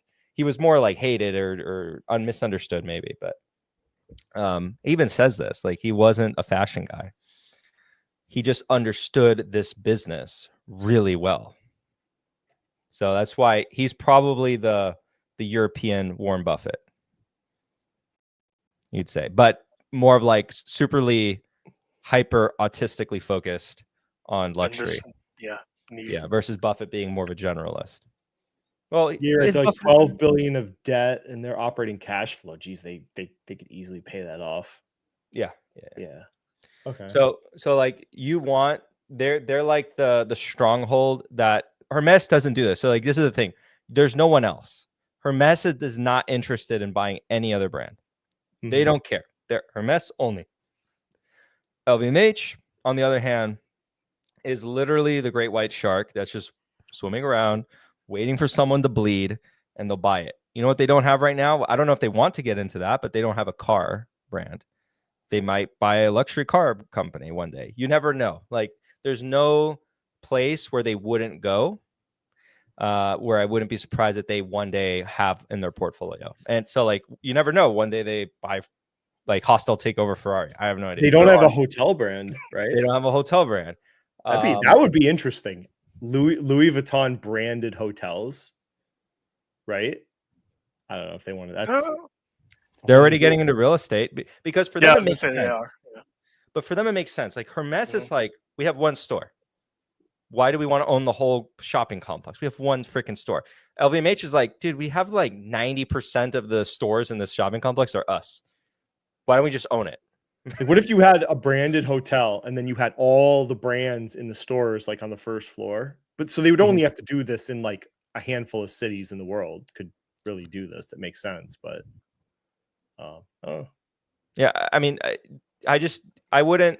So like LVMH, I just think of it as like this mothership that is a balance sheet with a capital allocator, and then they'll selectively find a company ever so often that they'll just swallow up, put it into the portfolio, plug it in, and then just kind of keep chugging along. I don't think there's anything they wouldn't get into if it's luxury. If it's a luxurious, elevated experience that someone's willing to pay a little bit more for that experience or how it makes them feel, I think they'll buy it. They'll get into it. Hotels, cars, again, as long as it's, luxury. You never know. Like, what if Volkswagen one day wants to sell Lamborghini and LVMH is like, I'll buy it. And now they're selling that. Or Bugatti, right? Because Bugatti's also owned by Volkswagen. Yeah. Oh, they are? Okay. Yeah. Bugatti's owned by Volkswagen. I was thinking, like, who owns Bugatti? So like Bugatti is a very low volume business, but the margins are great. And I mean, like, each car, actually when I went up to Indiana to visit my friend, when we went to one of this like dealership that sells exotic cars basically and it sources them, they were just receiving a Waypoint delivery for a Bugatti Veyron headed to Miami. So he just, like, we didn't get into the car because he's responsible for his client, but we could see it and then, like, look inside. He opened the door. We could look inside but not sit in it. And it's like, dude, that thing's like, I would never buy that. First of all, I'm not well off enough to buy that. that's like another level. But because, like, first of all, like, you get hit by the depreciation, but you're probably someone who doesn't care about that. It's like, whatever. But yeah, like that's a kind of the business that I would see them buy. Ferrari's probably never going to be for sale. What do you think of this meme? Oh, it's so true. It's so true. No. Okay, here, you want to laugh? I saw this. I'm like, yeah, that's funny as hell.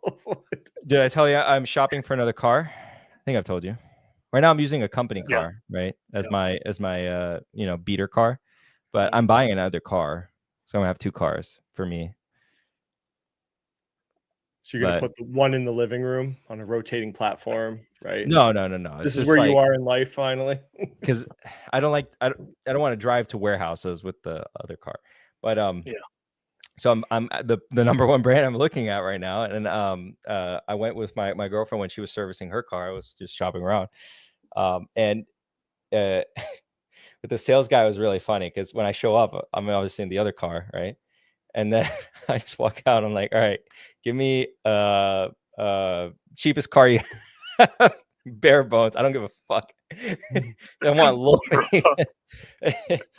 And then I think I want a hybrid, right? To put the least, like, gas, like, and I want a car that I can park it in, be next to someone, and I don't give a fuck if they ding me. That kind of car. So, that's why I have a Civic. So we drive because we both work in the city. So I've already got like a ding in the back, and the doors have been hit. It's a fucking Civic. Like, I'm just gonna give it to my kids in 4 years. So, dude, it's so freeing. That's like, yeah. When I started noticing with the other car, like I would like find a corner like far away, like and I'm like, oh, this is kind of stressful because obviously it depends on where I'm going, right? So I had that realization like really early on when I had the car. I was like, no, I need another car. That's when then I took the company car, but I technically shouldn't be using this company car. So because then I'm just get yourself a RAV4. no, because we're an honest firm, and then so we don't right now I've been logging it, right? It's like for what is personal use and what's company use, and so it's like, you know, you can't mix that. So it's just best to just not do that, and then just have it as a second personal car. But Fabio's got the Porsche car and the fancy car, and he figures out who he's dealing with, which one he needs. no, because I mean the other car, it's like funny because it turns heads mostly from middle-aged men. Yeah. The most, like by far, like so it'll be Usually you hear a Porsche and then you see it, and all the guys like me are like, yeah.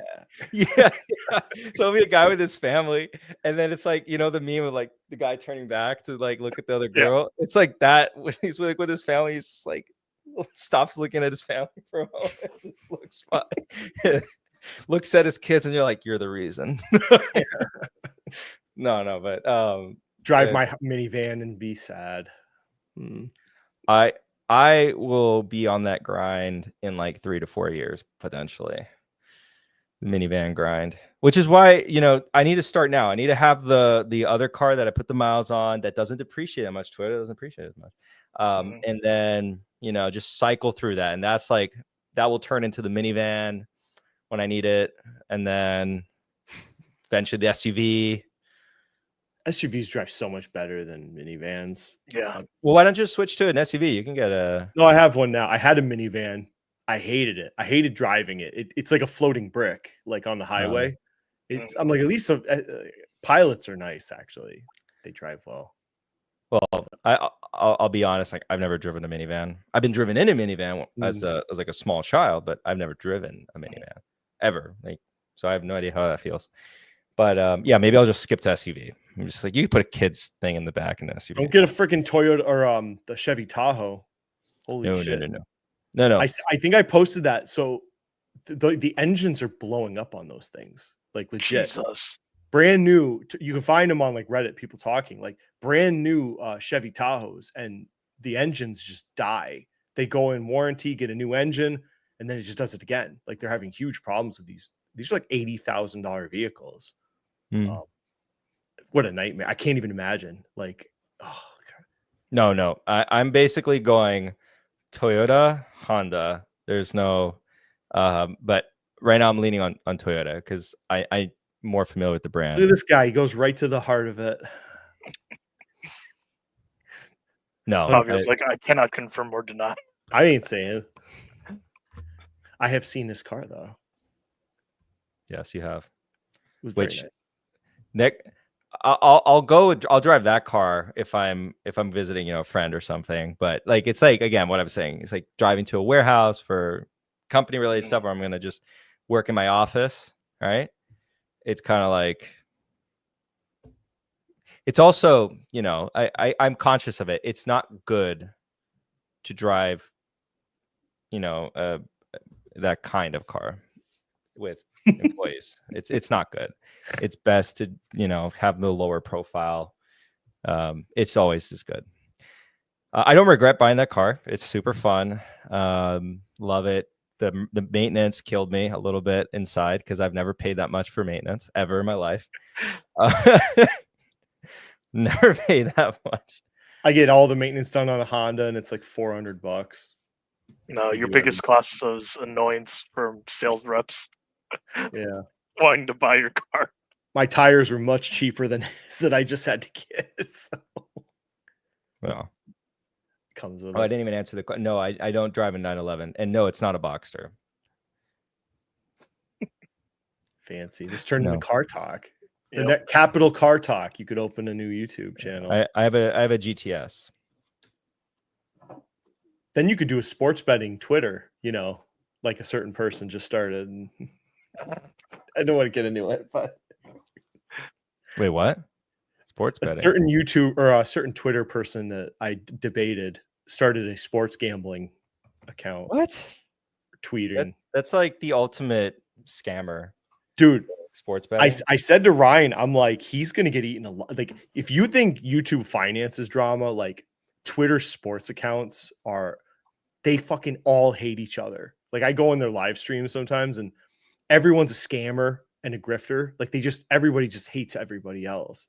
Like, your betting is bullshit. You're not profitable, and they're worse than us. So I love all of them equally because they make me rich. I can show right my now profit because of my losses. investment. Wait, where did I put it? And Dan, you should join me in that investment. So you can just be like, oh no, yeah, you're the boss, man. You keep going. You'll get the riches. Keep going. Keep going. Oh, fun story. And for the question, no, it's not an R8. It's a GTS. Cayman GTS. I was at dinner with my girlfriend yesterday, and I can't help it sometimes. Like, right, I hear ambient noise, right, and there's I can't tell if they're mom and daughter. First of all, the daughter's life is a fucking horror story because I heard way too much about that. She's not going to see this, obviously, but but like she's complaining to, I guess, is her mom about like this guy she's been with for a long time. She wants kids. The guy's a fucking degenerate, and it's like the guy is unemployed, gambles a fuckload.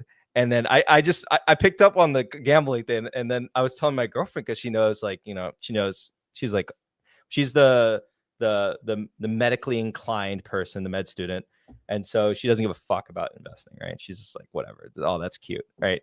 But she as a good girlfriend, she like goes, oh, I appreciate the things you like, and then she goes like, oh, they're talking about gambling. I know you're in that gambling stock you told me about.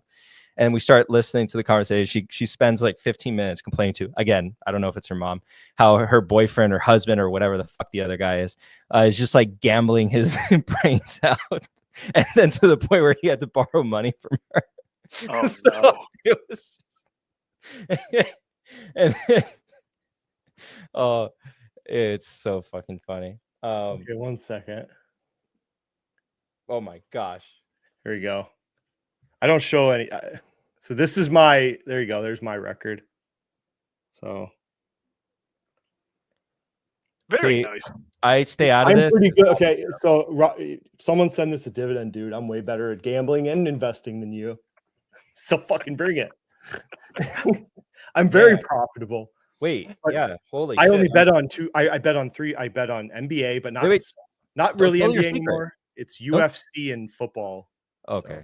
I thought you were going to say your secret. I was like, don't tell your secret, Dan. No. You found the arm. Here's what I'll tell you. So Dividend Dude started a sports Twitter. He makes picks every day.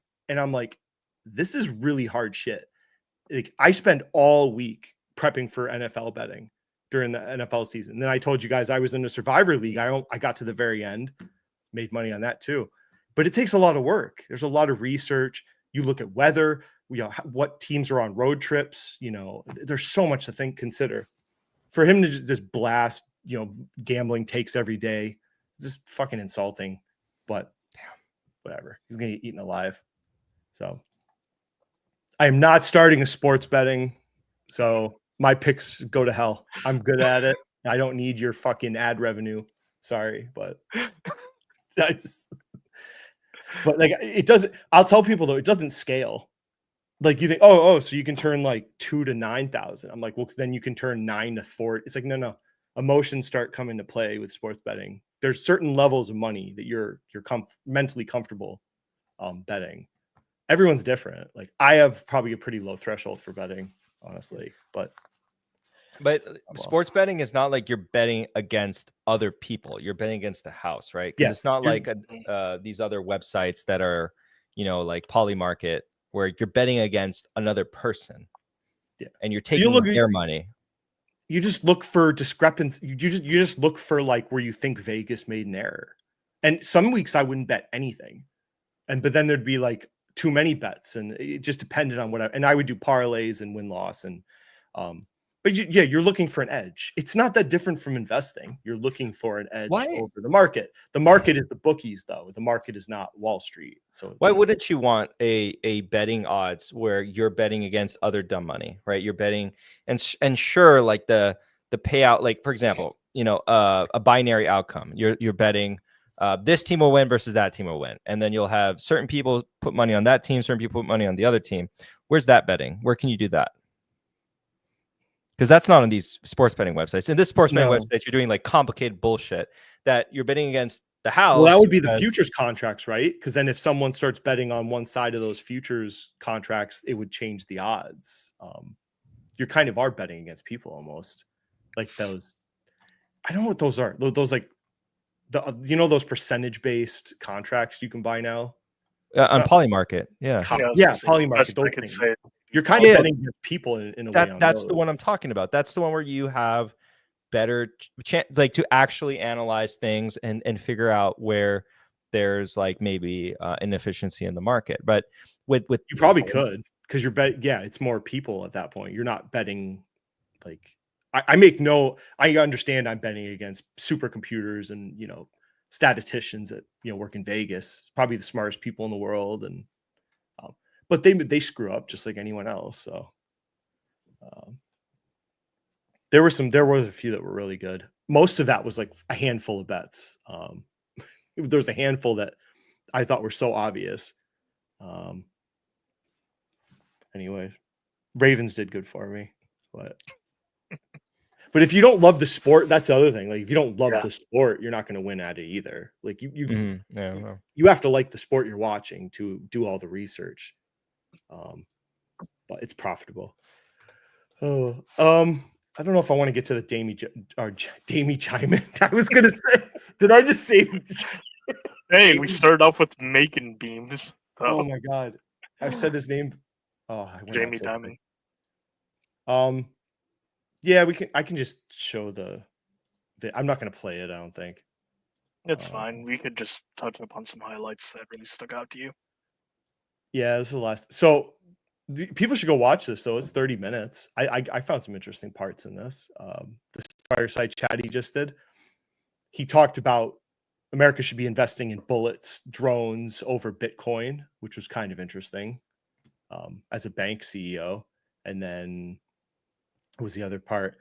He actually confirmed he would be. He actually said he would be interested in running for president. I don't know if you heard this, Fabio. I don't think he's ever said that before. He said he would only run if he would win, but he's denied that he even wanted to run in the first place before. I think that's the first time I've heard him say like he would run for president. And then he said there's cracks potentially in the bond market, which was an interesting comment. I'm sure people are going to dissect this week what he's talking about. But then he's like, we'll make money either way. But he did say that there was some sort of problems in the bond market. Well, there is. Yeah, for sure. I mean, okay, so like we know about this thing when it happens, right? And everyone's like, "Oh my god, no one saw this coming." No, people have been reporting it for a while. The CRE crisis that's like right around the corner, right? All this underwater CRE real estate that who's going to pay it? Who's going to start paying it? And so banks are going to have to start unloading that to someone at maybe a discount. Either now they're doing it now or later, and so that's something that they can take advantage of. And when you had the yield curve invert, I mean that did cause for as prolonged as it was, that did cause some ripple effects and issues throughout many different banks. But kind of like taking it back a bit and looking at private credit, right? And I think he made some comments on that as well. Did you see EJ's post where he shared the data points on the PIK percentage? That's insane. And that was before we had any issues. That was in a good market. Okay, so here, I'll share it with you. I'll DM it to you. Because I have it, because I just shared it with Andrew not too long ago. So it's like right in front of me. All right, so. What will Fuhat do? No, Fuhat's fucked. His $20 is gone. No, Fuhat's $20. Yeah. He already lost $20 before. All right, Dan, it's in your Discord. Yeah, so Dex already saw this, but here, your audience can see it. Whoever's not in CM, Let's pull this up so we can talk about this. This is insanity.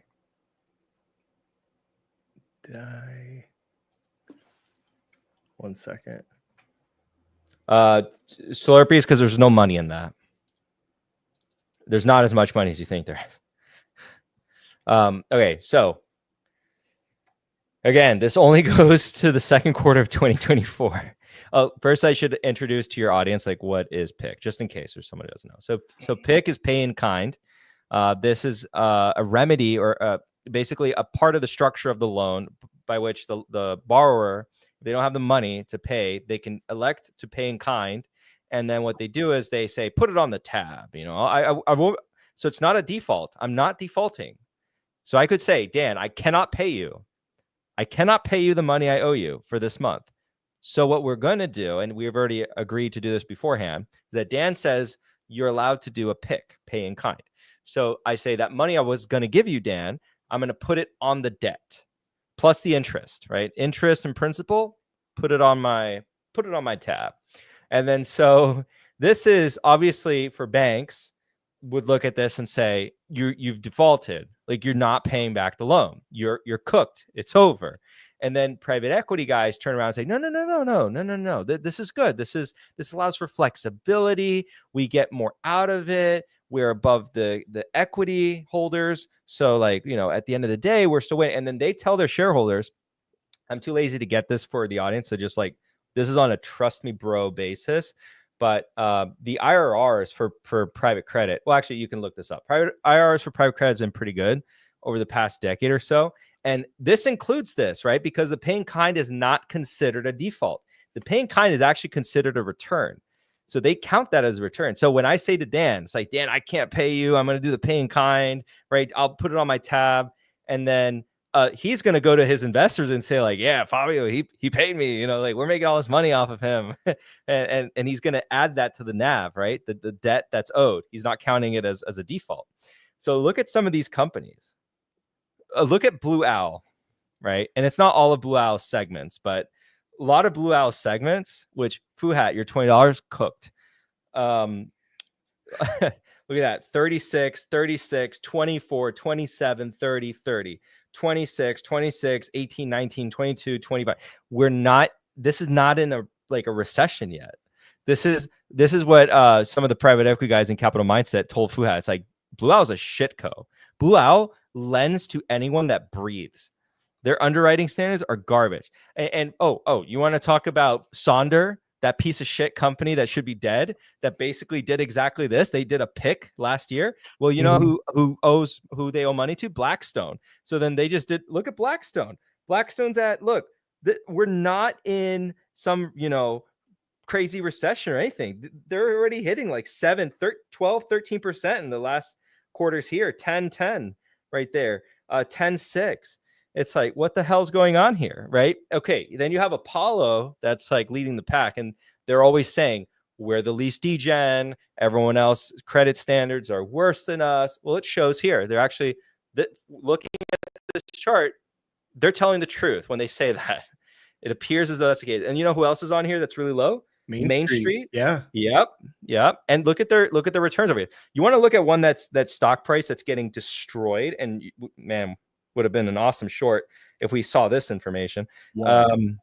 Where are they? It's PSEC, ticker symbol PSEC, but Prospect Capital. Prospect Capital. Oh, they're garbage. They've always been a shit co. Dude, they're lending to anyone that with a pulse. They're just like, oh, you're alive. Here's money. Boom. Oh, put it on the tab. Don't worry about it. Look at KKR. KKR right there. 18, 24, 18, 16, 20.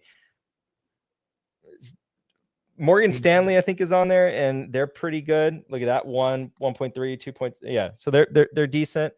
Aries, the varsity team, right, with really good IRRs. I mean, dude, they're even like 12, 13, 14.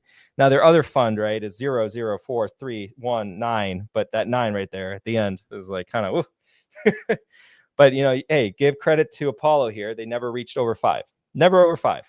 Morgan Stanley, Main Street, those are the 3 that I can say are like, hey, they're pretty good. But and there's like obviously some nuance with the Blue Owl Credit Income Fund. That's a bit of a different fund, but look at all of Blue Owl's other funds. It's freaking ridiculous. Ridiculous. This is insanity. Goldman Sachs, even like Goldman Sachs BDC, like look at that shit. It's like everyone. We're not in a recession, and they're just like piling on the pick. And this is not considered a default. To the investors in these funds, they're like, oh yeah, there's no default. And then they're going to their investors like, there's no default. The only ones who I can think can say this with confidence is Apollo, Main Street, and Morgan Stanley. Mm-hmm. Everyone else, Interesting. you know. But yes, rant over. But yeah, like I would yeah, this is something Jamie's right on. Like Jamie was talking about this. He's like, some of these guys have never seen when things get tough. It's like, dude, these guys are already like technically huge swaths of their portfolios defaulting. They're just refusing to call it that. It's like, it's not a recession. Nope. Two quarters of negative GDP. Nope. Actually, it's the same thing here. It's like, we're not defaulting on the loan. They're paying us back. So Jamie sees this coming based on dude. I mean, we all know that he's the war general CEO, right? Dan, he's the one you want when shit goes downhill. So the not the irony, but the beauty of this is like, look at the bottom where the source is from. Mm-hmm. But Fabio, I wonder, how could this be the case when Egan Jones Rating Company has done such a great job? Share that. No, that's so important, Dan. You got to talk about that. Oh my gosh, Bacon, share that. Yeah, I stole it from Friendly Bear, but hold on, bro, that's insane. That's like this is getting close to the equivalent of the beginning of it's starting to rhyme with what Moody's did with the CDOs. Yeah, I'll DM it to you in Discord, Dan.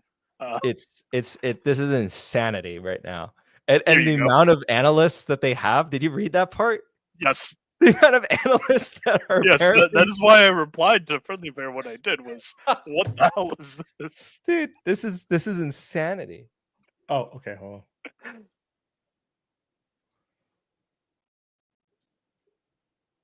This okay? Yeah, yes. look at read this. Like, this is insane. 3,000 what? Over 20 analysts are behind all of them. Oh my god. That look on your face. Firm's fast growing optimistic ratings are very sincere.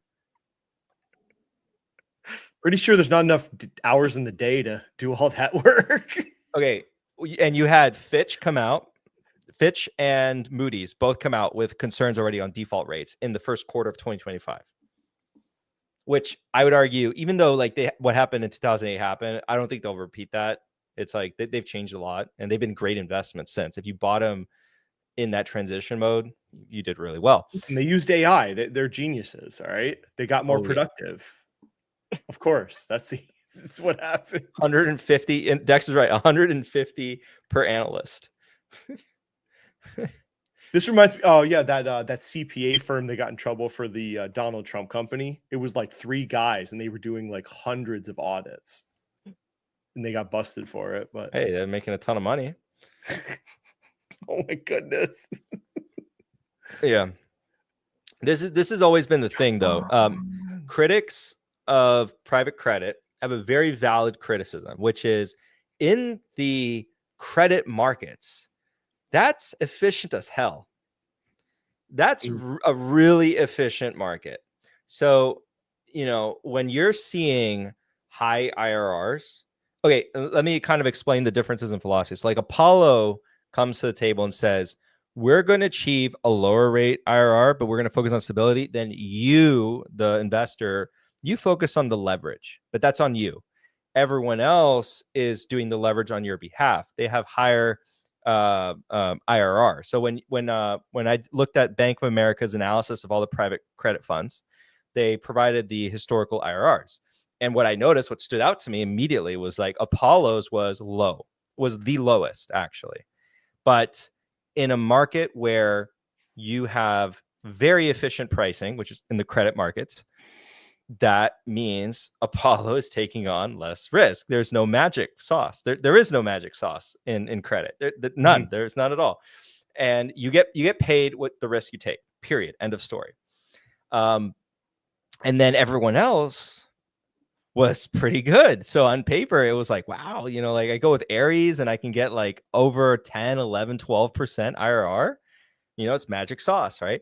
No such thing. And as we just saw in the other chart, it's like, dude, they're lending to like fucking absolute garbage that can't pay.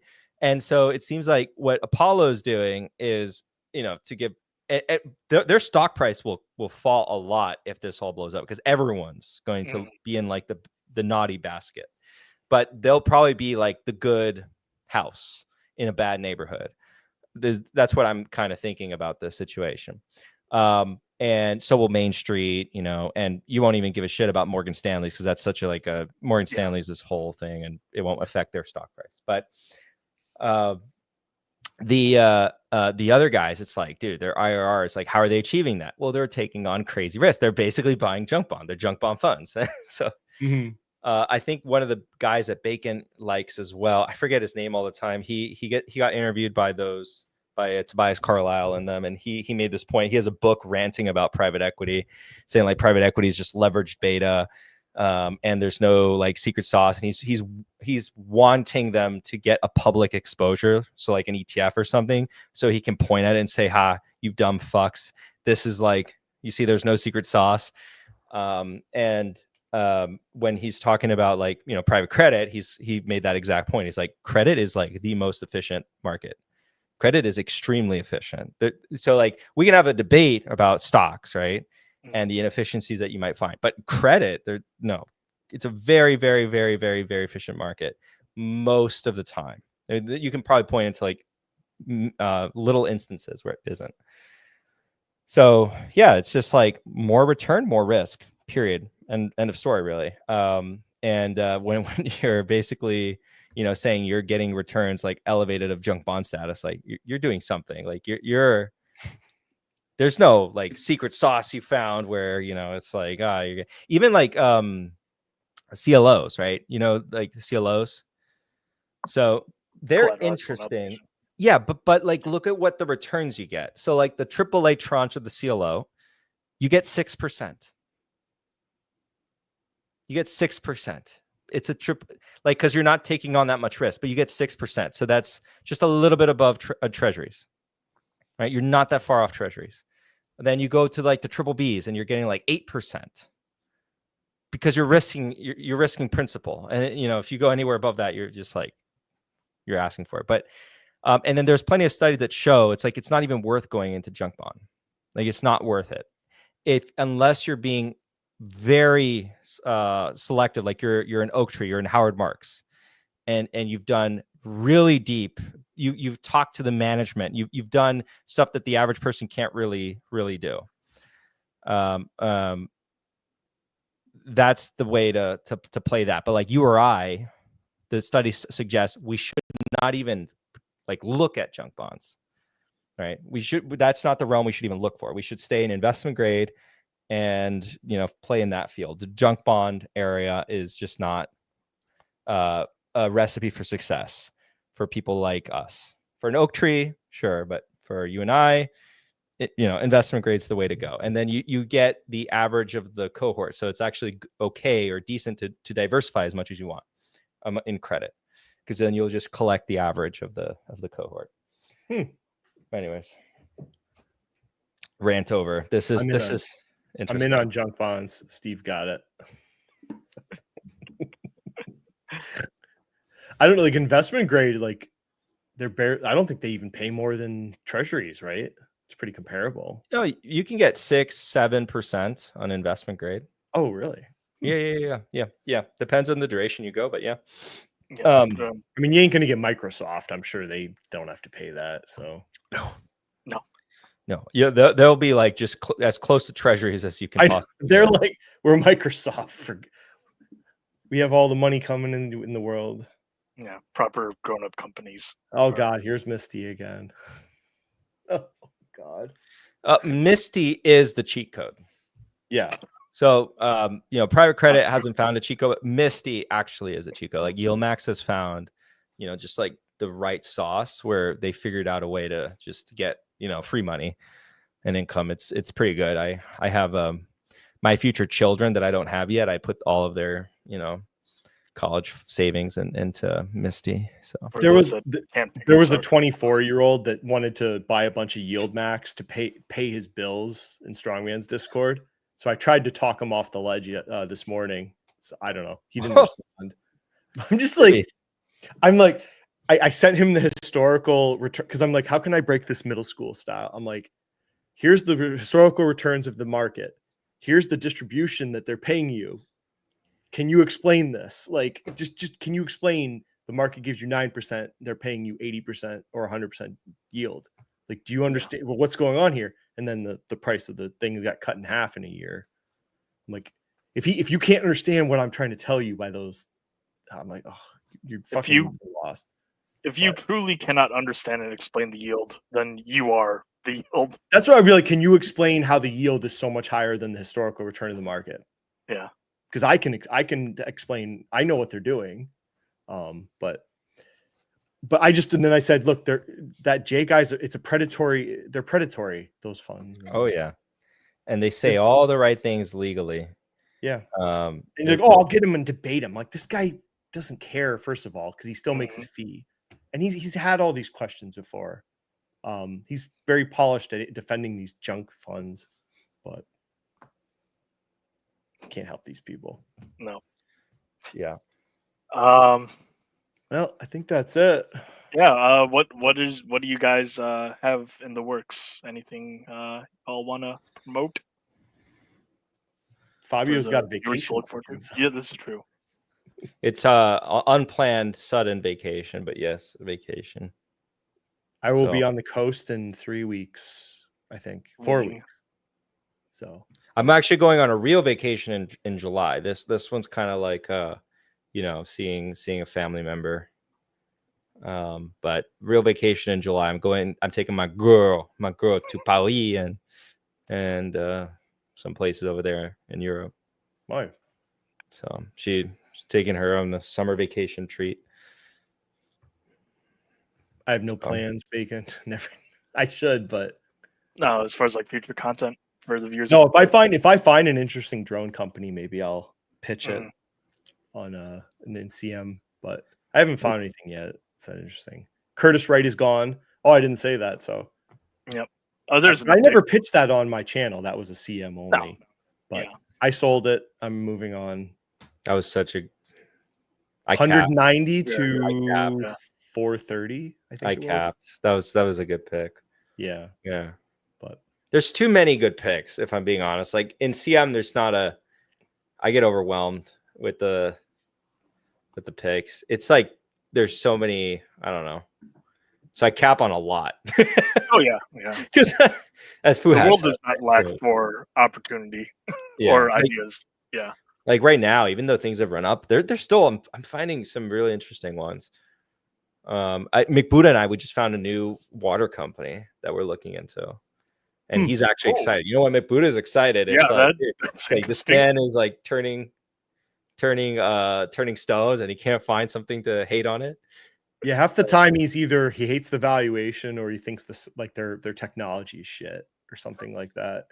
I think because this one's it's a simpler business, and there's like potentially a world in the future where we start to see like a renaissance in like water infra, and just because like water infra has been actually underinvested, similar to energy infra, and so that's why energy infra has been doing so well. Water infra could have like its day in the sun. I'll if you want after this I can pitch it to both of you. Yep, I'm interested. Yeah, it's an interesting company.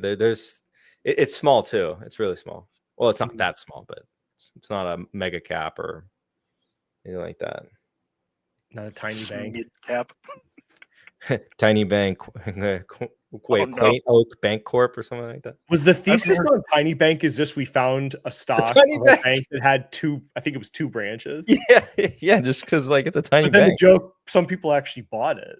Yeah, dude, it's a tiny bank. I mean, Bobo made memes about it. Yeah, it was this middle of Pennsylvania bank that had 2 or 3 branches. There's nothing The family special owned the about it. stock. Just People nothing just started buying it Yeah. for fun. Just nothing special about this stupid little bank. I think it went up and then it cratered one day. Yes. Well, that's because the people buying the shares is like I don't know. It's like, oh, let's buy some shares. And it's like we're all the whole volume. And then it's just like no one's I don't know if anyone invested. Well, there were days when there was no volume. I know there were days when the volume was 0. No. Okay. This how small it was is I couldn't participate in the joke of owning it because Merrill doesn't let you buy it. It's like Merrill's like, no, that's too thinly traded. Like, we don't care what you are or who you are. You can't buy that. And that's the same thing with another tiny nano cap that Christian pitched to me. And I loved it. I was like, dude, this is a great company. I called Merrill. I was like, is there any way? That's why I want to switch to Interactive because it's stuff like that. I'm like, that is a great company that's like trading at 20 million market cap, which I won't say the name for obvious reasons because literally there's like no volume. And Christian will hate me because he's still trying to buy more shares. But I really want it, and they're like, no, you have to wait for it to go above $5 a share. And so I'm like, by that waiting. time, yeah. No, it's almost there. But like Christian pitched it to me at like almost $3. So and I looked through it and I was like, damn, I love this idea. And I was like, okay, I'll throw some money at it. And it went from like under 3 to like 5, almost 5. It's like 480 right now or 490. So I'm like, damn, fuck. Merrill's like, nope, you got to wait for it to do really well. And then if it goes slightly under 5, they'll block it again. And then I can't buy it. I can only sell it. I'm like, this is stupid. Like, what is this, Robinhood? What the fuck? No, Robinhood won't let you buy it. Oh. Robinhood definitely won't let you buy it. It doesn't even show up on Robinhood when you look it up. I got to go to like Interactive. Like I've been being lazy about it, and also it kind of sucks because it will technically like it'll be like a restart of sorts. Track record. But as soon as I make that switch, I'll be like, all right, I'm not moving from Interactive because Interactive has everything. I think Interactive is like the end game broker. And I was with Merrill. I can keep like the 100K at Merrill to just get the rewards and stuff. And I love that, right? Or I'll just keep maybe slightly above it just in case I'll keep my savings account. And then transfer the bulk of the money to IBKR. And that's like the end game. Because even when Andrew and I, when we start the fund, like we'll probably use Interactive. Because like that's going to be the better broker for like trade executions, etc.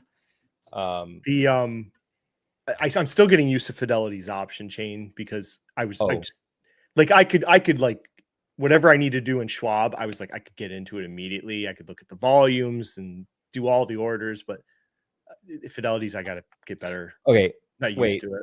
Andrew makes a point. Interactive doesn't have these warrants. Does Schwab have a direct access to international markets? No.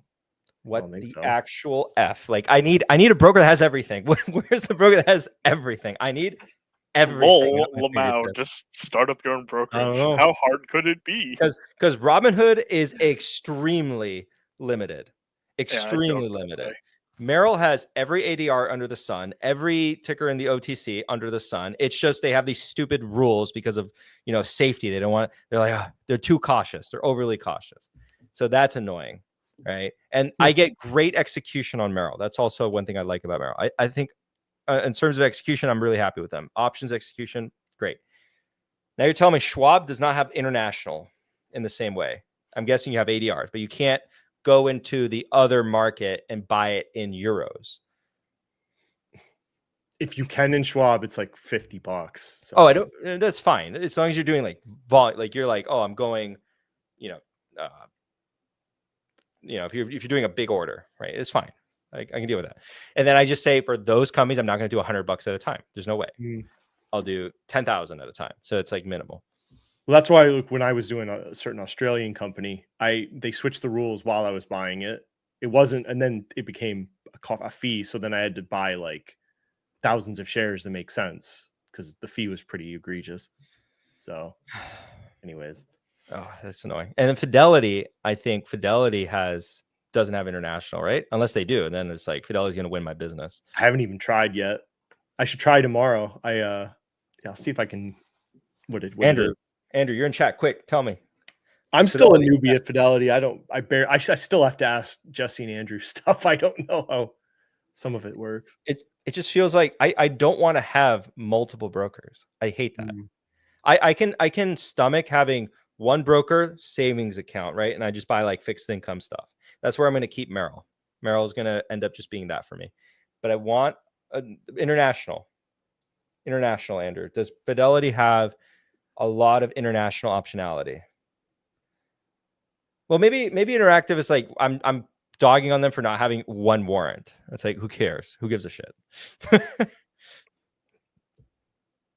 He said yes. Okay. I can buy French, Polish. Okay. Fidelity might win my business then. I don't know. It's got they also have pretty good short supply. They also have good supply on shorts. I like the sweeps and the auto investing and the card better than Schwab's card. So, damn. Okay, so they might win me. But I'm a happy person. We'll see. Oh boy, we're at 2 hours. I got to do some work before I go to bed. So, thanks for having me on, Dan. Yeah, thanks for having us on, Dan. It was very fun, like always. Are you going to do tomorrow call for people? Yeah, I'm going to do weekly call tomorrow. I got to do weekly call, and then I got to, maybe record some videos for the CM members, just like a ghost version of me, because I'll be gone for 2 weeks. That's why I mean, I say that and I was like on voice chats talking with people, right? So it's no excuse really, but I always do that, and then I usually had time to do the weekly calls. I was so busy because this vacation is not a vacation; it's a more of like an abrupt trip. So I had to catch up on work and get ahead of it, and then talk to the partners on like being a little bit flexible here, because it's not counted as vacation time because I have great bosses. So winner. Nice. Yeah. All right, with that, thanks for joining. So we will see you around, people. Bye. All right.